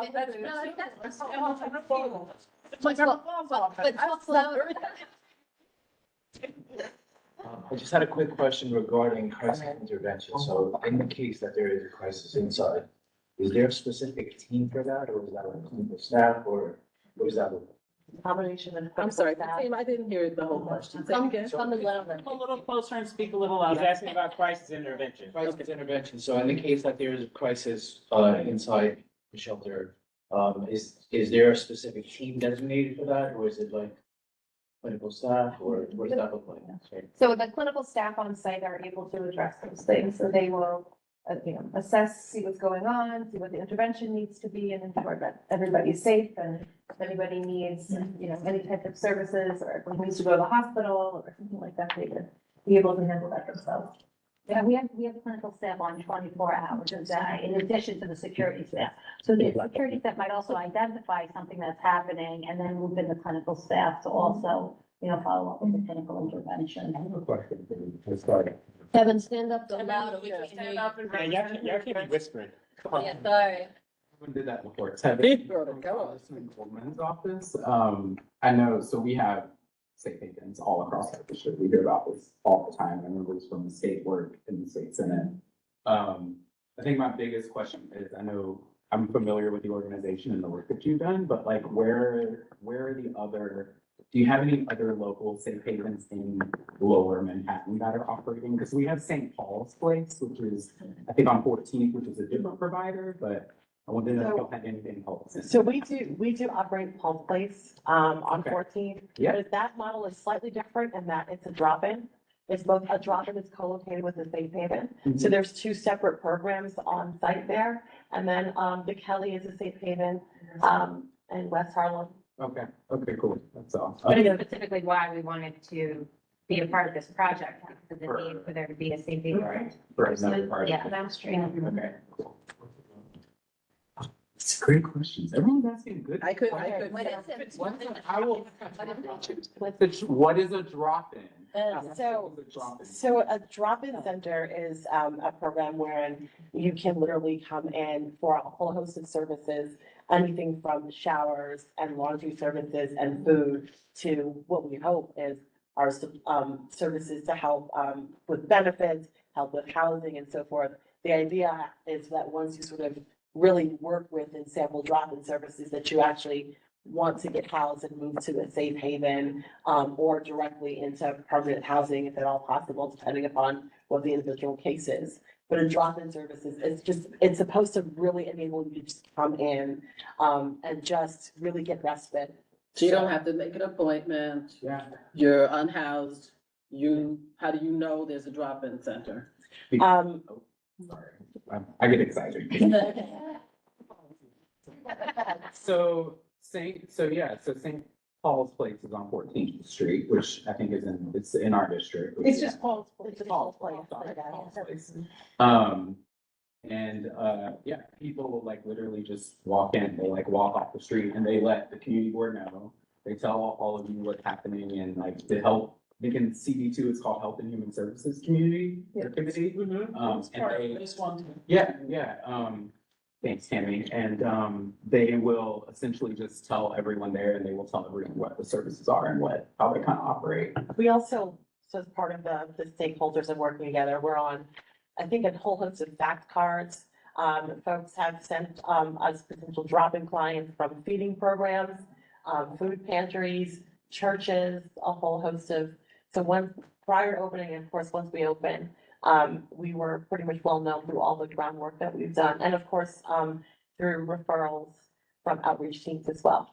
And also just one last thing I will just say about this. So I think 2 years ago, before the borough president's tenure, the former borough president Gail Brewer did this type of program of outreach in Washington Square Park when I worked for Senator Hoylman. And there were a bunch of outreach teams in Washington Square Park to get people into services, which is like, I think y'all do part of that, but also the bigger consortium is like, there's a bunch of people across Manhattan that do this type of work every day that get people into services. So it's really helpful. It's really. I gotta cut you off now. Love you, but. Thank you. So now I want to introduce Esther Eagleson, who is. So hold on, we're going to the public, Yeah, we're right? going to the public, and Esther's building shares a wall with this building. So And let's just lay the groundwork before Esther starts for the public, so everybody knows. We're gonna do a couple people in the room and a couple people online. If you have not signed in for attendance, you will not be recognized. So please make sure that you have signed in for attendance, so we have the details. And so we'll do, again, a couple people here and then a couple people online. And everybody has a timer. Yes, I mean, For question and answer. yes, question and answer. So Esther, I'm not even gonna ask a question, I'm gonna try to be quick. I'm Esther Eagleson, I've been living next door to the building for 40 years. And I want to express support for you, I think it's really important. I have homeless friends who need your help, who live in the neighborhood. All right, when I told Tim in Battery Park City, he went bug-eyed to come to you, he needs it. So there's one man who's dying of cancer. He can't get hospital care. So it's super important. And I appreciate it. Thank I'm you. looking forward to offering expertise for things that they can offer to the homeless and train them for, and have jobs for them in our community. Let's do this. good, thank you, Esther. Miss Nancy? She is, so we're gonna do two in the room and then two online, Okay. so. So, Hi, I'm Bonnie. I live at 33 Rector Street. First of all, I applaud you for your hard work. I've been volunteering for 6 years at a homeless shelter, so I know how hard it is and everything like that. I also want to say, the Bowery Mission has a 7:30 curfew. So is it possible for you to put some type of curfew in? I'm just concerned as a mom, in the neighborhood without a curfew, that people will be in and out and then they could be loitering around. And I just feel like with a curfew, I think the neighborhood would feel much more secure, with your population that you're gonna be treating. And I understand they are vulnerable and they need our help, but I think a curfew would make everyone feel very comfortable. let me ask you a question, before. So Bonnie just said in and out. Once you come in, do you have to stay in or can you leave again? You're not, it's not a custodial facility, so it is a temporary residence. people come in and out, the way they would come in and out of home. The one thing that I can say is unlike the sort of general shelter hours where you need to be in, and then in the morning, you know, you need to be out doing other activities, you're not forced to leave. We do a lot of work to engage people to have them stay. Typically, if they are out, we want them, we do a lot of escorting to people for literally appointments, benefits, medical, anything like that. And then also, we find that even though we don't have a curfew, because of the privacy and the engagement, people really, our beds aren't empty. People are coming back to their bed at night. I'm not really concerned about that. I'm more concerned about the loitering. There's already plenty of homeless loitering around. What I'm saying is, what if you don't have a bed? You're full, like, right? And I know that you call other agencies and you try to get them placed. Well, what if they're not? And they're sleeping on the street. I'm just saying, with a curfew, as a person in the neighborhood, I personally would feel much more secure. I mean, I understand what you're doing, but if you could put a curfew in, I know my minutes are coming up. That's all I'm asking for. You've got 4 seconds. I mean, Is that we don't have a curfew, and a curfew wouldn't change the response or what we would do if you know, we were full. But as we, if there's something that we need to reconsider as we are operating, and of course, it's part of what the CAB is about. We're not above actually making an operational change and seeking permission, but we do have a model. That model was reviewed and blessed by the city, and actually reviewed and blessed by the state. Okay, well, I'm not involved in the Bonnie? state. Thank you. Are you able to clarify what you were saying about this, what you do with the people during the day? So if they want to leave, is there a schedule that has to be adhered to? Or can they say, I don't feel like doing this today, I'm gonna go out? Like, how does They can go out, they can leave, we do everything we can to engage them, but it's not a custodial facility, they're allowed to enter and leave.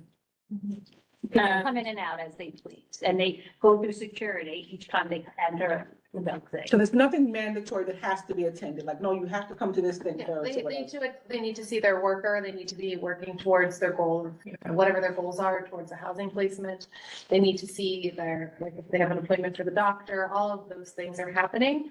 And then we're also encouraging people to attend the groups. So there's lots of things that we want them to be participating in. But suppose they don't.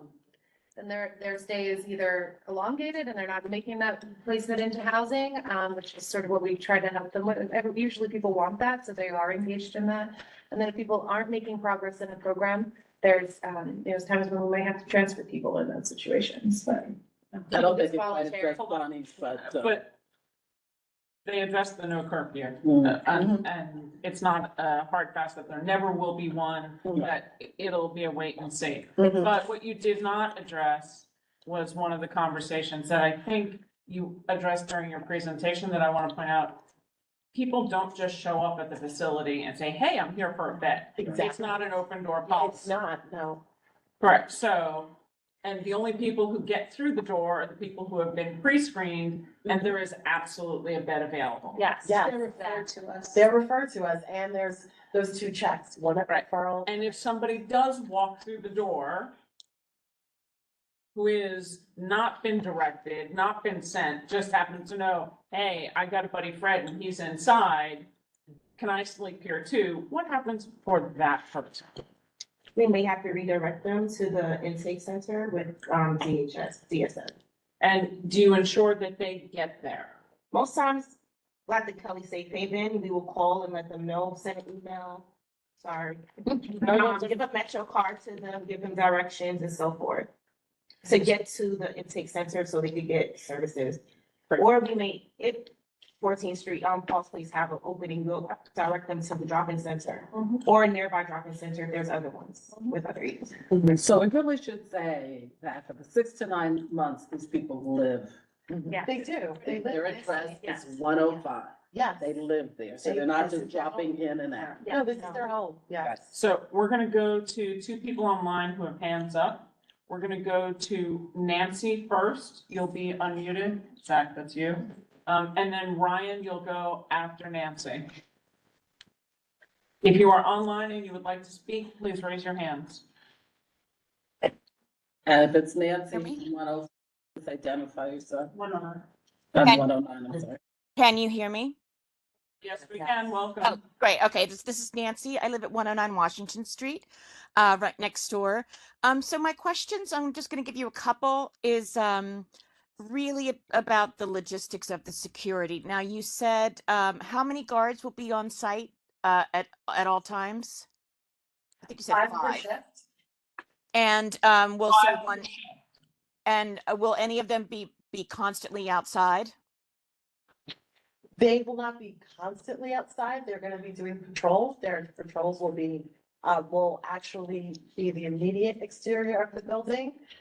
So it would cover your front entrance, our front entrance, 103's, 103 as well.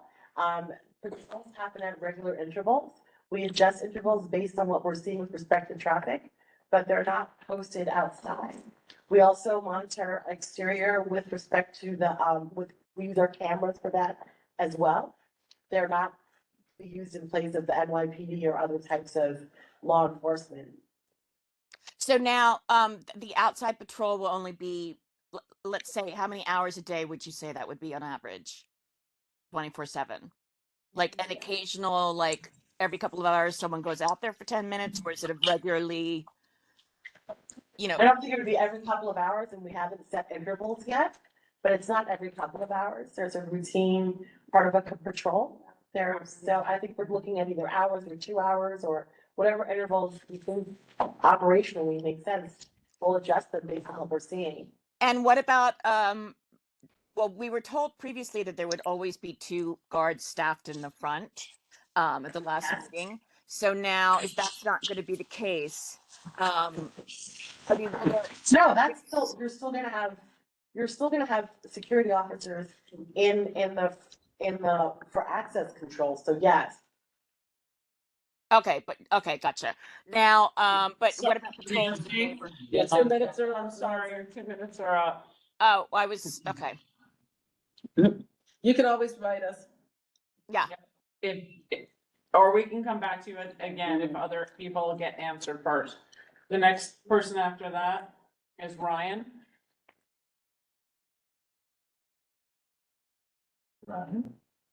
Ryan Fisher. Ryan? Yeah, that's it. Dropped off. It's Patrick. Patrick Finn.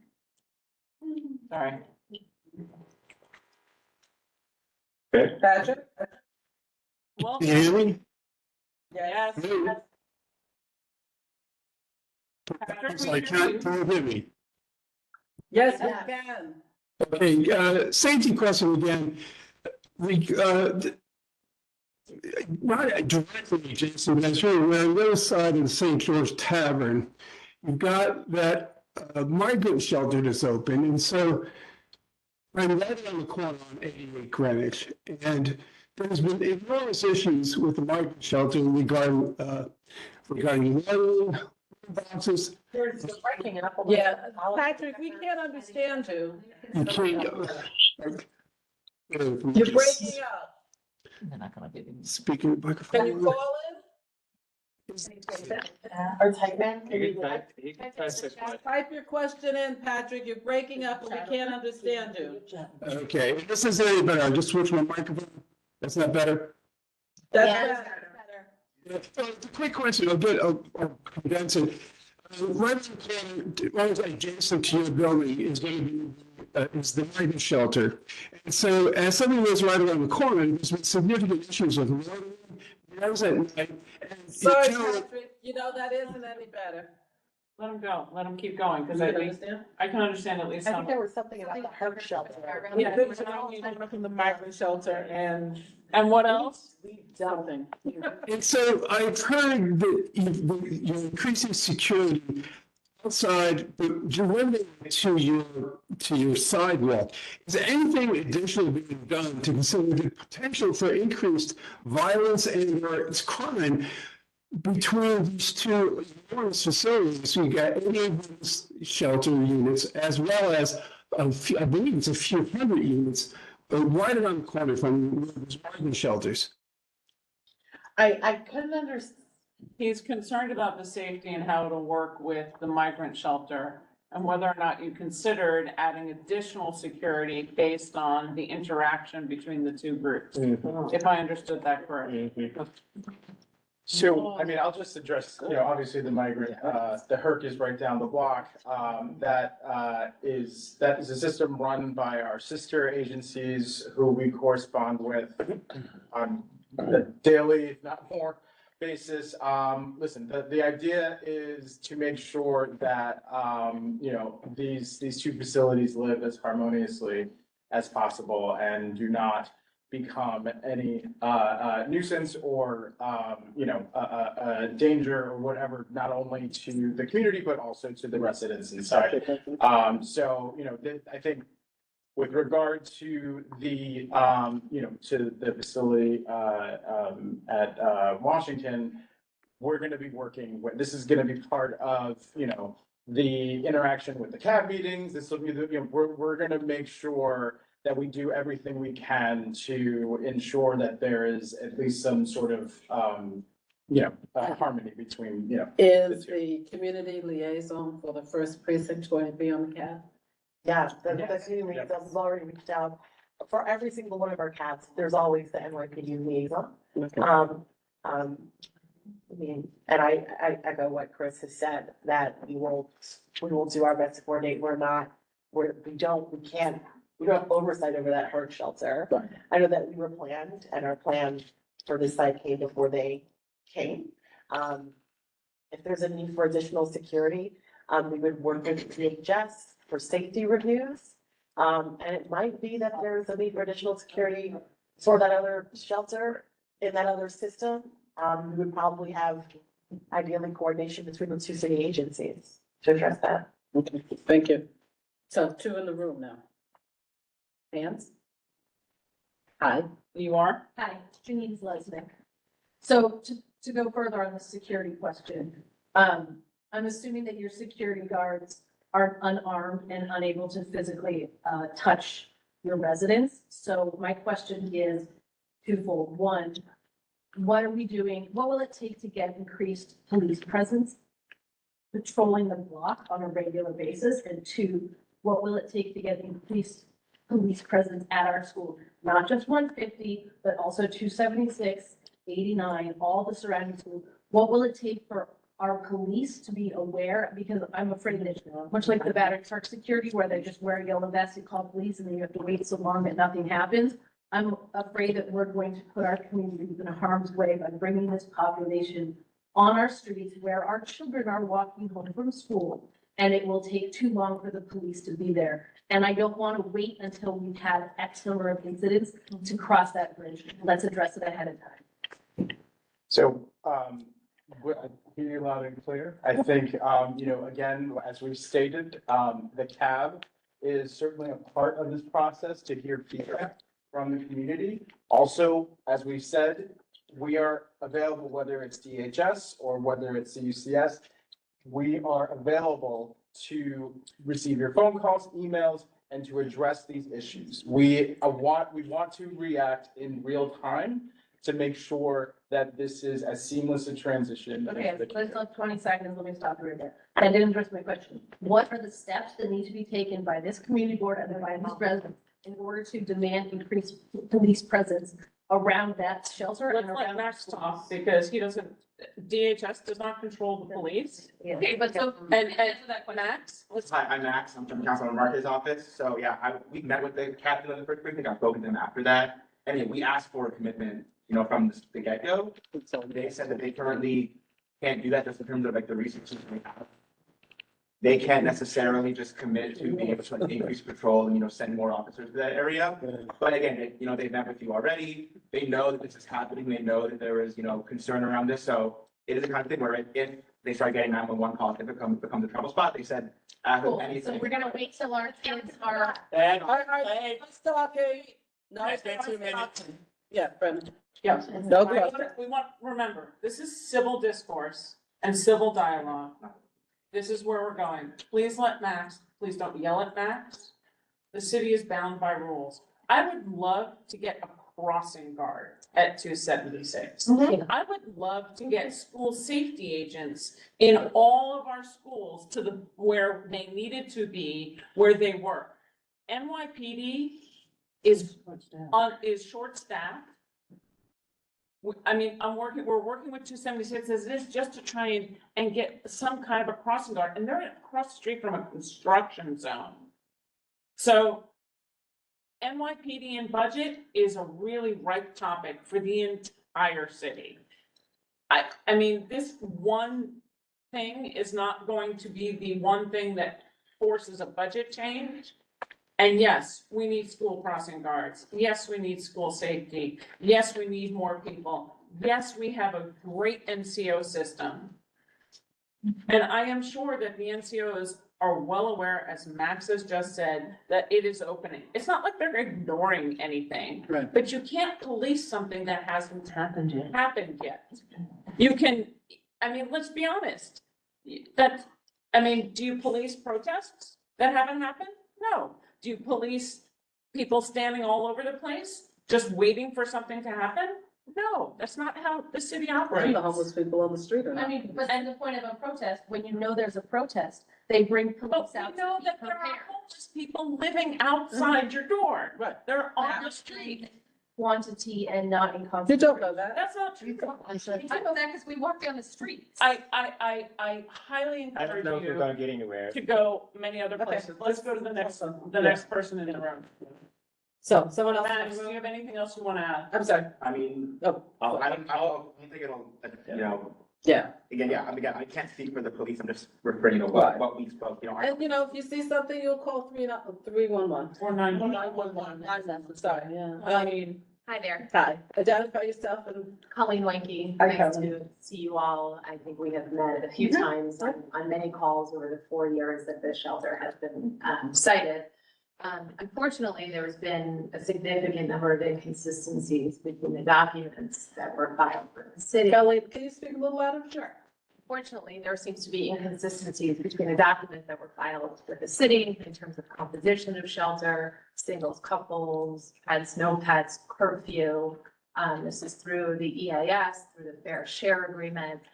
Fair share agreement analysis was done in 2022. That certainly was a different time on this block in particular, given the 500-person migrant shelter that's happening there. And so I think my question is less to CUCS and more to the city agencies and to our electeds who happen to be in the room is what do we do to get a new fair share analysis enacted here? Because this particular block is taking a significant burden.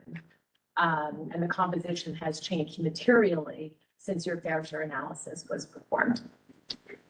So, the fair share analysis is of DHS facilities. And the HERC is an emergency facility that was, I understand. It's been there a while and it I continues to understand, be but there. it is an emergency facility. So, we can certainly take a look, at, I can talk to the lawyers because they're the ones that are gonna, that would, weigh in on this. But, in terms of the fair share analysis that was done, that still applies because it's a DHS, fair shares analysis. Wouldn't it also measure the number of DHS facilities with, as my understanding, within a half mile and a mile radius for the proposed site? I mean, I understand the concern, but as we operate in Harlem, the Upper West Side, I know just in Manhattan alone, your neighbors have a far more number of facilities than you do. And so I think the question then, part about that is I think what I'm trying to say is that you're looking at the distribution of similar facilities across the city. And you are looking at, of course, similar facilities but vis-a-vis across. So they're just 15 feet from each other. So they're right on top of each other. And there have been instances in the community where it's already creating a problem. I have young children. I live on the block and I certainly have concerns. Darlene, I have to cut you off. Your 2 minutes are up. Thank you. Addressing the concerns and security, which seems to be the largest conversation that I'm hearing. You have 5 security teams. You've already said that they are trained. And they are private security for your facility alone. does that also include the person who's monitoring the cameras? Or is that an additional staffer that does that? It includes the person who's monitoring cameras, because you'll have guards in a guard booth who are looking at cameras. You'll have another one, at the access control area. You have 3 additional guards who are roving, who may be at different sites, different parts of the site, and then moving throughout the building. And of course, that front entrance as well.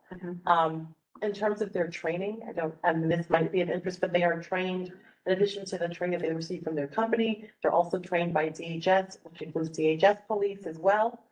That's a requirement. So, they also are trained by us. We do a lot of work on de-escalation for all of our staff and our contracted security staff.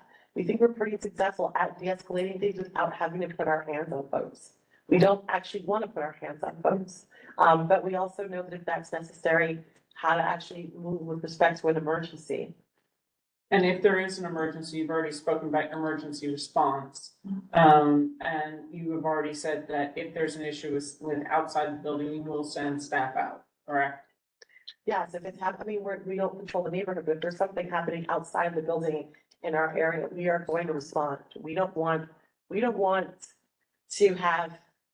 have our clients decompensating out there on the street. We also don't want to have that impact the greater community as well.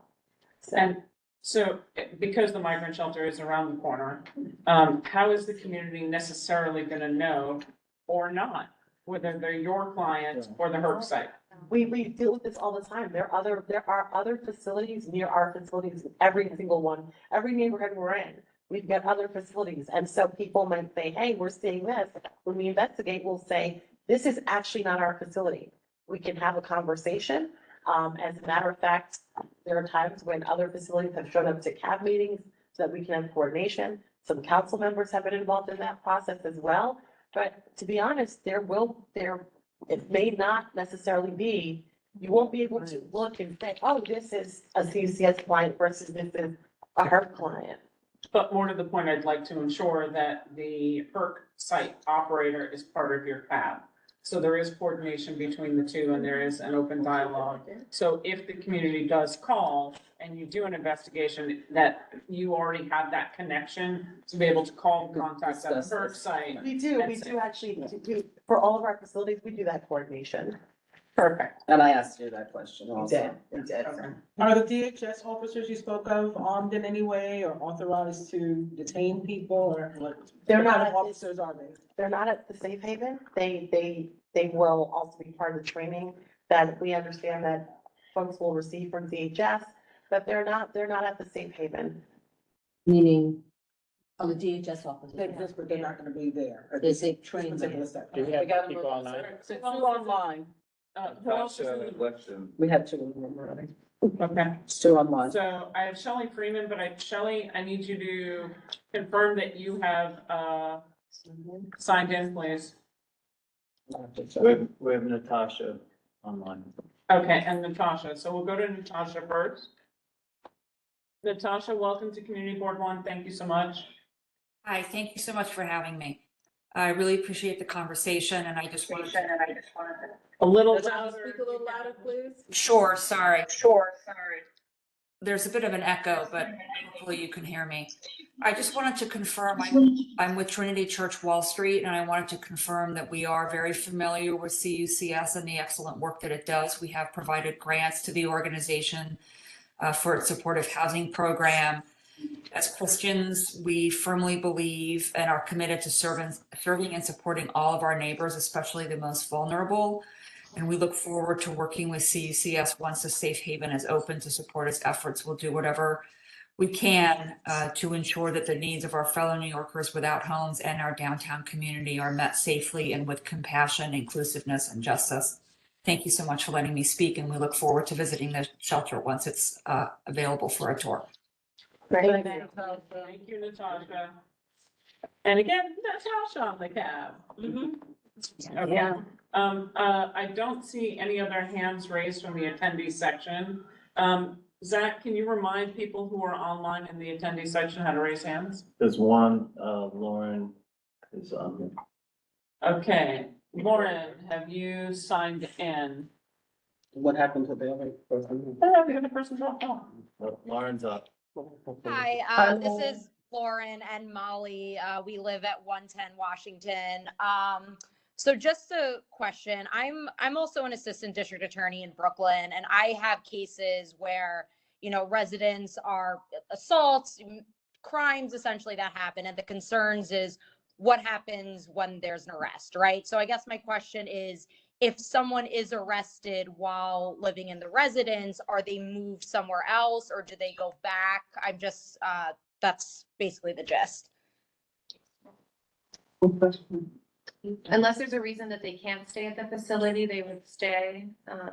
Yeah, but if it was something where it was between two people in the shelter and we would, in the safe haven, then we would need to do like safety transfers or something, we would do that. Even if Yeah, if they're not able to return back to the facility within the 72 hours, then their bed would be given to somebody else who wants to come into a safe haven. If they're incarcerated, and we do try to coordinate that care, and sometimes people do come back, but I think it's also really like a case by case situation. Okay, what if we're not incarcerated? Hold on. Lauren, does that answer your question? Yeah, I think just, it's not if someone's arrested for whatever, whether it's something that happens, it's not an automatic, they'll be somewhere else. It's just a case by case basis, looking at like if there's an order of protection, things like that. Yes, exactly. I think, we've actually worked with, when these arrests occur, we've worked with colleagues in your office, I think from Brooklyn DA for our Brooklyn sites. We've worked with colleagues in the Manhattan DA's office, as well. And so also members of the NYPD in terms of just coordinating how we're going to respond with respect to safety, complying with orders of protection, helping folks get orders of protection depending upon the circumstances if they need them, depending upon what the actual circumstances are. If there's a need for a safety transfer, we will of course work with DHS to have a safety transfer conducted. But arrested doesn't necessarily mean anything, so I just wanted to clarify, right? Anybody can be Arrest arrested. in and of itself doesn't, and I think that we've had that conversation with a number of, not necessarily your direct colleagues, but people in your profession and in your office. But if somebody's arrested, No, because they don't get their arraignment or whatever, and that makes them miss their 72 hours, what do? How do they? Yeah, when they are released, they would come back to the facility and see if their bed is available, if we're able to continue working with them, or if we need to help them go somewhere else if they've lost their bed. It's about this topic? Yes. Okay. So let's say that situation happens, just curious, and now the person commits another assault, somebody right outside, like somebody's daughter or child. I'm just curious, is there any liability that the safe haven has, or you guys separate, or there's no liability as far as any responsible for a repeated acts or anything like that? I'm sorry, that's the idea of liability. I just don't, it's a hypothetical that I quite don't understand. Your question is whether or not we would be liable because someone who was arrested, I'm just trying to really understand. I don't understand what liability means. And I think that's. Is there any responsibility, I'm not, is there any responsibility that You have responsibility I to do something to somebody in this room? Yeah, I know, but I'm not, you're not taking me in like, I'm gonna simple answer question. Okay, I'm gonna answer. Not a lawyerly answer, but just a simple answer. Here's the, why I'm a lawyer. If I'm off base, I apologize. It's okay. I'm gonna say that our responsibility is to first and foremost, always comply with the law.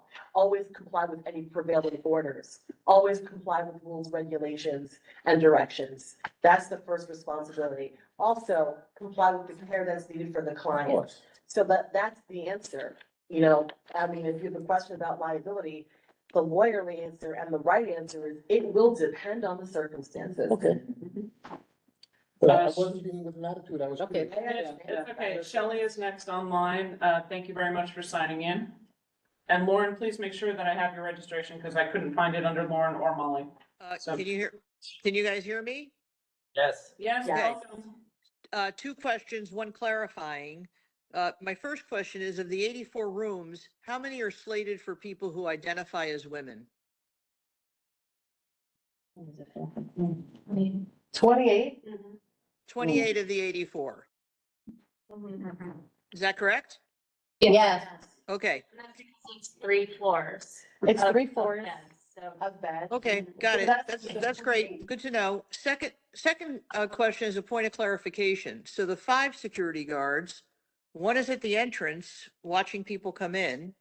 One is watching cameras, monitoring 99 cameras. So actually there's 3 that are rotating that are at any one time? So there are 2 at the entrance. One is in a booth, one is also, in that front vestibule area. And yes, there are 3 that are moving throughout the building. They're actually monitoring traffic throughout the building as well. So they're in communication. So if there's a need to have more, of a presence in one part of the building or another, they're gonna respond. So it's actually, we think, a good idea to have people that rove or move. They can move to different parts of the building. They can actually move to the exterior of the No, building. I don't want to, I'm sorry to interrupt you, but I only have 35 seconds left. So, and just so you know, I'm a former Los Angeles police commissioner in a previous life, so I understand all this. My question is very specific. There are 5 security people in the building at all times. Or are there 7? Are you saying there's 2 more at the front? There are 5 security officers. That's in addition to all the clinical staff who are also in Okay. the building, 5 also move around the building. 5 security officers, 2 monitoring the front door, 1 monitoring cameras. So really 2 that are rotating, correct?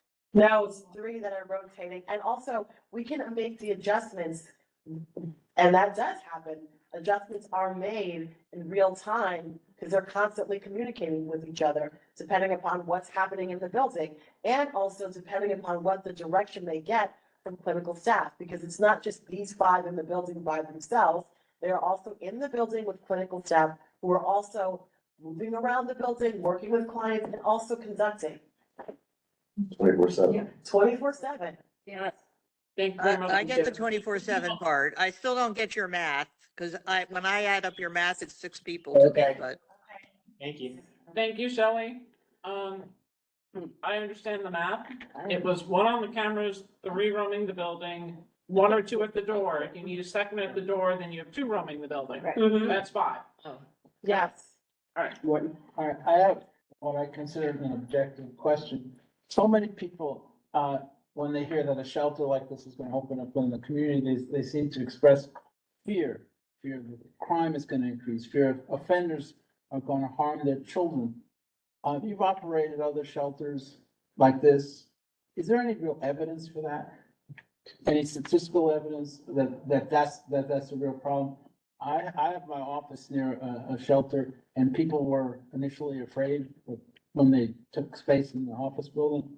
And I've never personally observed anything like that. I mean, there's sometimes people cause problems, but is there any real evidence that people should actually be afraid of?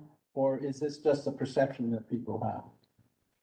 I can take that one, because I think it's actually the opposite. I think what happens is you're talking about, especially with a facility like this, a safe haven, you're talking about taking folks off of the street. And that's creating not only safety for the community, but safety for the clients that are coming in off the street. Now, of course, things do happen. And we don't want to, say anything to the contrary. But what we're trying to do and express to everyone is we're putting in all of the safety measures and the communication measures to make sure that if and when something does happen, or if there is a concern that something might happen, you let us know and we can react to it. We can investigate and figure out what we can do to adjust our operation to make sure that, again, this facility is running as safe as possible. I thank you for that, because that's like what people call the elephant in the room. you know? Yeah. It also sounds like it would be better to have people in a facility where you can work with them, as opposed to the random homeless people who are wandering around the community. Without any help. Yeah. All right, 2 in the room. 2 in the room. I'm going to go. Go Mariama's first. Mariama, and then Julia next. And if you are online, please raise your hand. We'd be happy to recognize you. Can a person receive like deliveries and stuff? Like, is there Is there a possibility, like, the door's gonna be open, like, all day long, I'm ordering Grubhub, I'm So- getting an Uber, I don't know. So, so people, we use actually Uber to transport people to, different appointments. People do receive mail, people do get products, because this is where they live. But again, like any other facility, we actually have a procedure for how you get deliveries, we have a procedure for visitors. We have a procedure pretty much for everything, for how you access and move into and out of the building. So it's like home in the sense of people moving and receiving things. Sorry, tell us about visitors.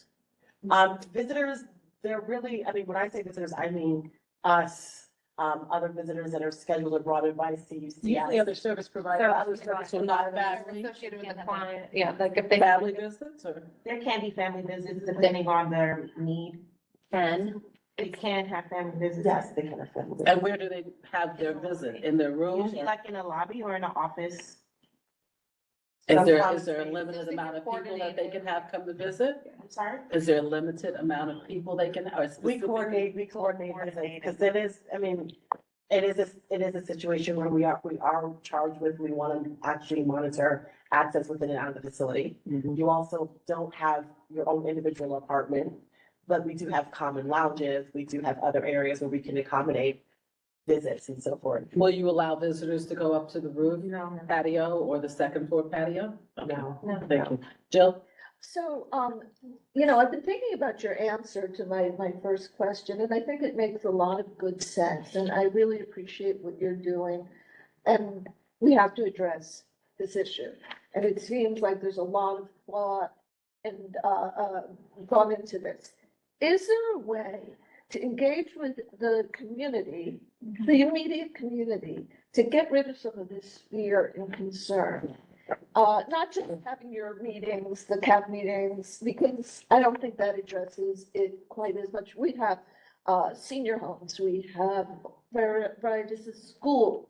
Can people come? Can you have activities that We do. will engage on a very human level as we welcome people into our community and you welcome us into your home? Yes, we actually love that kind of partnership. So events that we can, work out and actually we have tons of like volunteer coordinated events. We have people come in, we have client sort of teams work with other members of the community on joint events.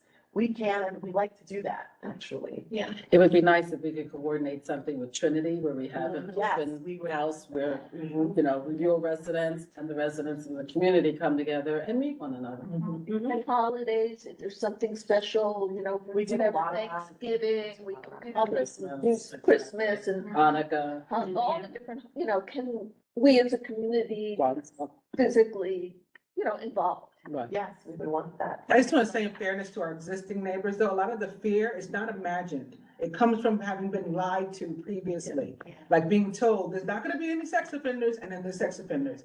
Oh, don't worry, we're gonna take people from your community, and then people are getting bussed in, and the homeless in our community remain outside on the street. You know, so there's always been something, and it's not from you, obviously, but other previous operators. So then when we're met with another one, it's like, oh, this again, you know?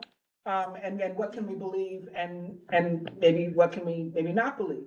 That's part of the problem. I think the one difference I can say is, I can't speak to those other sites, but I think the difference is we were a planned site, right? I mean, it took a while to just in terms of the analysis and of course construction, but we're literally constructed to actually do this work that had your input. I think that may be the key difference is that We've had we great were, engagement with you. yeah, we were a planned site and then this emergency happened and Right. other things occurred, but we're different from that, all I can say. Yeah. Do we So have people everybody online? just needs to. Yeah, it's so late, and we're asking the same questions over and over I again. do not have people online. Okay, I wanted to just ask, you said you get deliveries, you said guests are restricted to common areas on the lower level. And they're coordinated. And they're planned and coordinated, so it's not like you just show up. No. If somebody comes, are they allowed to bring alcohol into the facility? No. We do screening. It's everything, I mean, part of access. Guests included. That's included. It's screened. But you said people continue to use drugs though, they just minimize, so They're not, They're not using them, so. they're not bringing them inside. And also part of resources, I mean, is to really, we want people to actually seek help, but we also say there are safe spots where you can actually use. We don't love that you're doing this. But if there are places and ways to do it safely, to the extent that we're partnering with other organizations who provide safe sort of user spaces, then we know what those are. I'm going to ask that next month, every other month, we normally have a representative. Normally, it's Nick, who's the community liaison from the First Precinct, come to the quality of life meeting. And I'm gonna, ask them specifically if we have had problems with the Herc shelter. And if so, how have the police been involved with helping with those situations? Because we're trying to allay as many fears from the community as we possibly can. So one of you might want to come. But also for those who are concerned about safety in the community, NYPD First Precinct has the community council meeting, which is the third Thursday of the month. I'm on that. Which makes it tomorrow? No, it's next Thursday. And I highly suggest that you go there for some proactive outreach. We have been assured that much like when the NCOs change their patrol patterns based on what's happening. So for example, when 8 Carlisle is fully built, there'll be an additional building there and additional residents, they will account for that. When buildings open, buildings close, they adjust their routes, like the construction in the Battery. They have to adjust how they patrol and their routes based on the needs and the current thing for the community. So once the shelter opens, they will have a relationship with the team from CUCS and will make the adjustments that they need. I mean, the one thing I can say, I wish NYPD had a bigger budget because it could solve many of our school safety, maybe our parking issues, there's so many things in Lower Manhattan that enforcement could be improved with, right? All of us. And all over the city. But I'm encouraged that there is an open dialogue. And I would say that because of the timing of when you open, we would really like to welcome you back to the community board in July. We hear that. We get it. Right.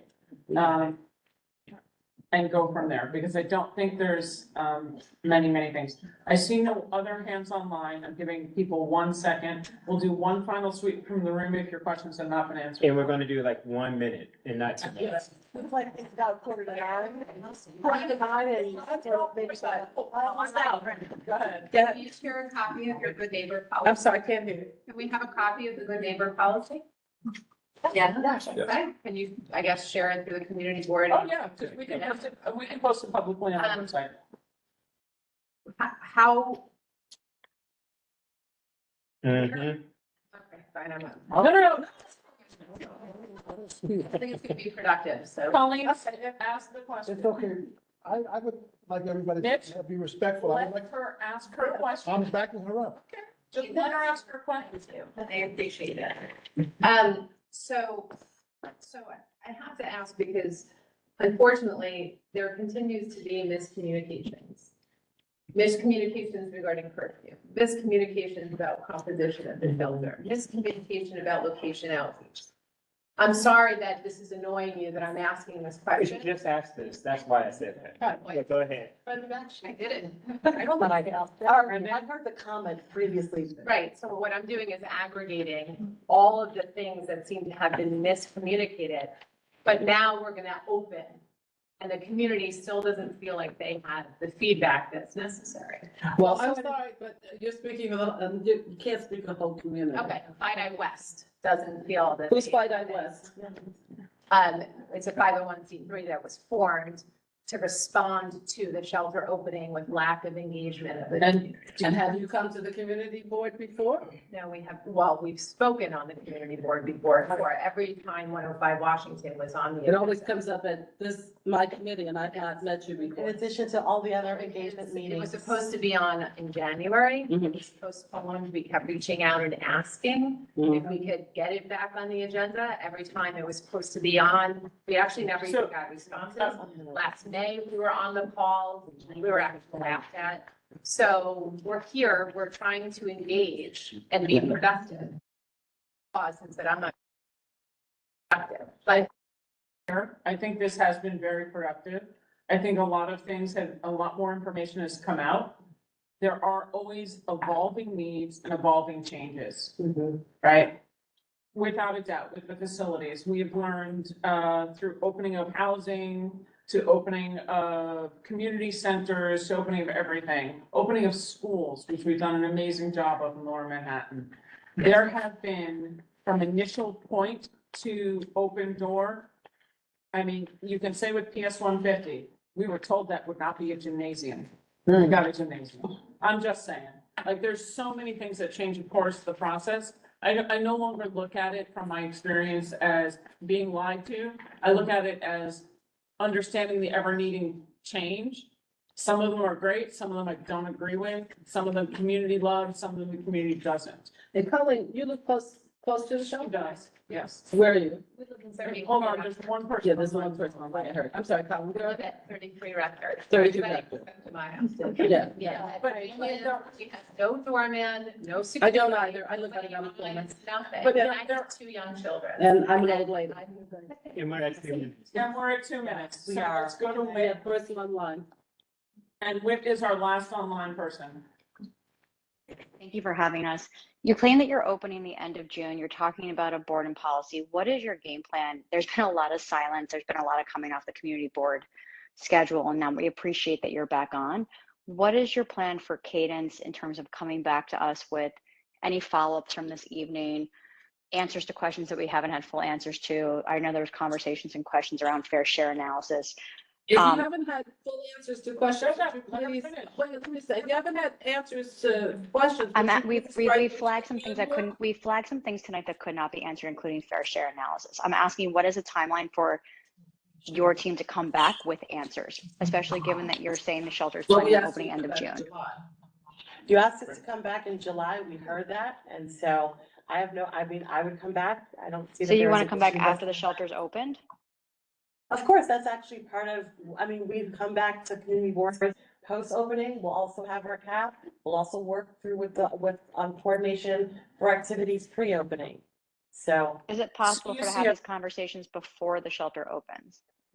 When CUCS does not do fair share, that's a city analysis. So we're happy to follow up with the agency, but understand there is no city-run shelter in Community Board 1. Do you understand that? There are other shelters. That's There not, that's not what you said. And even if there was one, I have to tell you that your neighbors in other parts of Manhattan and in Brooklyn or Queens or the Bronx probably would have very different numbers. Yeah. Just pointing that out. But Colleen, the way that fair share is calculated, because we went through this when the temporary shelters, fair share is calculated by a city-run agency that is not a domestic violence shelter. It is a shelter that is not part of we can't tell you where those live. We do not have one in community board. That is the fair share. And whether we have I'll be at Borough Board tomorrow morning, and we have many other borough board chairs who talk about the 3 or 4 shelters sited within a 2-block radius. That are city run. Plus others that are being added, so it's a hard thing. I hear what Whit's saying, but fair share, we already know the answer to that. We don't have any. We have one private shelter and that's it. But the city does not consider private shelters on site, and it is only public shelters. And I can't control the way the city sites. I just know what we've been told by the community board. is that there are no city-run shelters to help your homeless, and we need to get the people off the streets. I am hopeful, and pursuant to the conversation in the back, that by getting more of the homeless people off the street, there will be less incidents on the street. And we have clusters and clusters of dozens of homeless. Lots of people don't see them, whether they're on Fulton Street, they're under the FDR, they're over by the Staten Island Ferry, they're in Battery Park City, they're in Tribeca, they're in Civic Center, they're in everywhere. And the Oculus. Understand, I do want you to if see come them back in the next in the subways, that is the transit police. If you see them on the street, that is NYPD. If you see them in Battery Park City, it's the ambassadors in the park. And I'm gonna ask The transit police who is are our community liaison from First Precinct to come next month to It's discuss different. if we have crime due to the increase That would be very in helpful. shelters, both the herbs. Any kind of Any shelter. kind of shelter. It's quality of life issue. It's. Yeah. This, I mean, And, thank you very much for coming. Thank you, all of you. Thank you. Sorry. So we'll see you in July.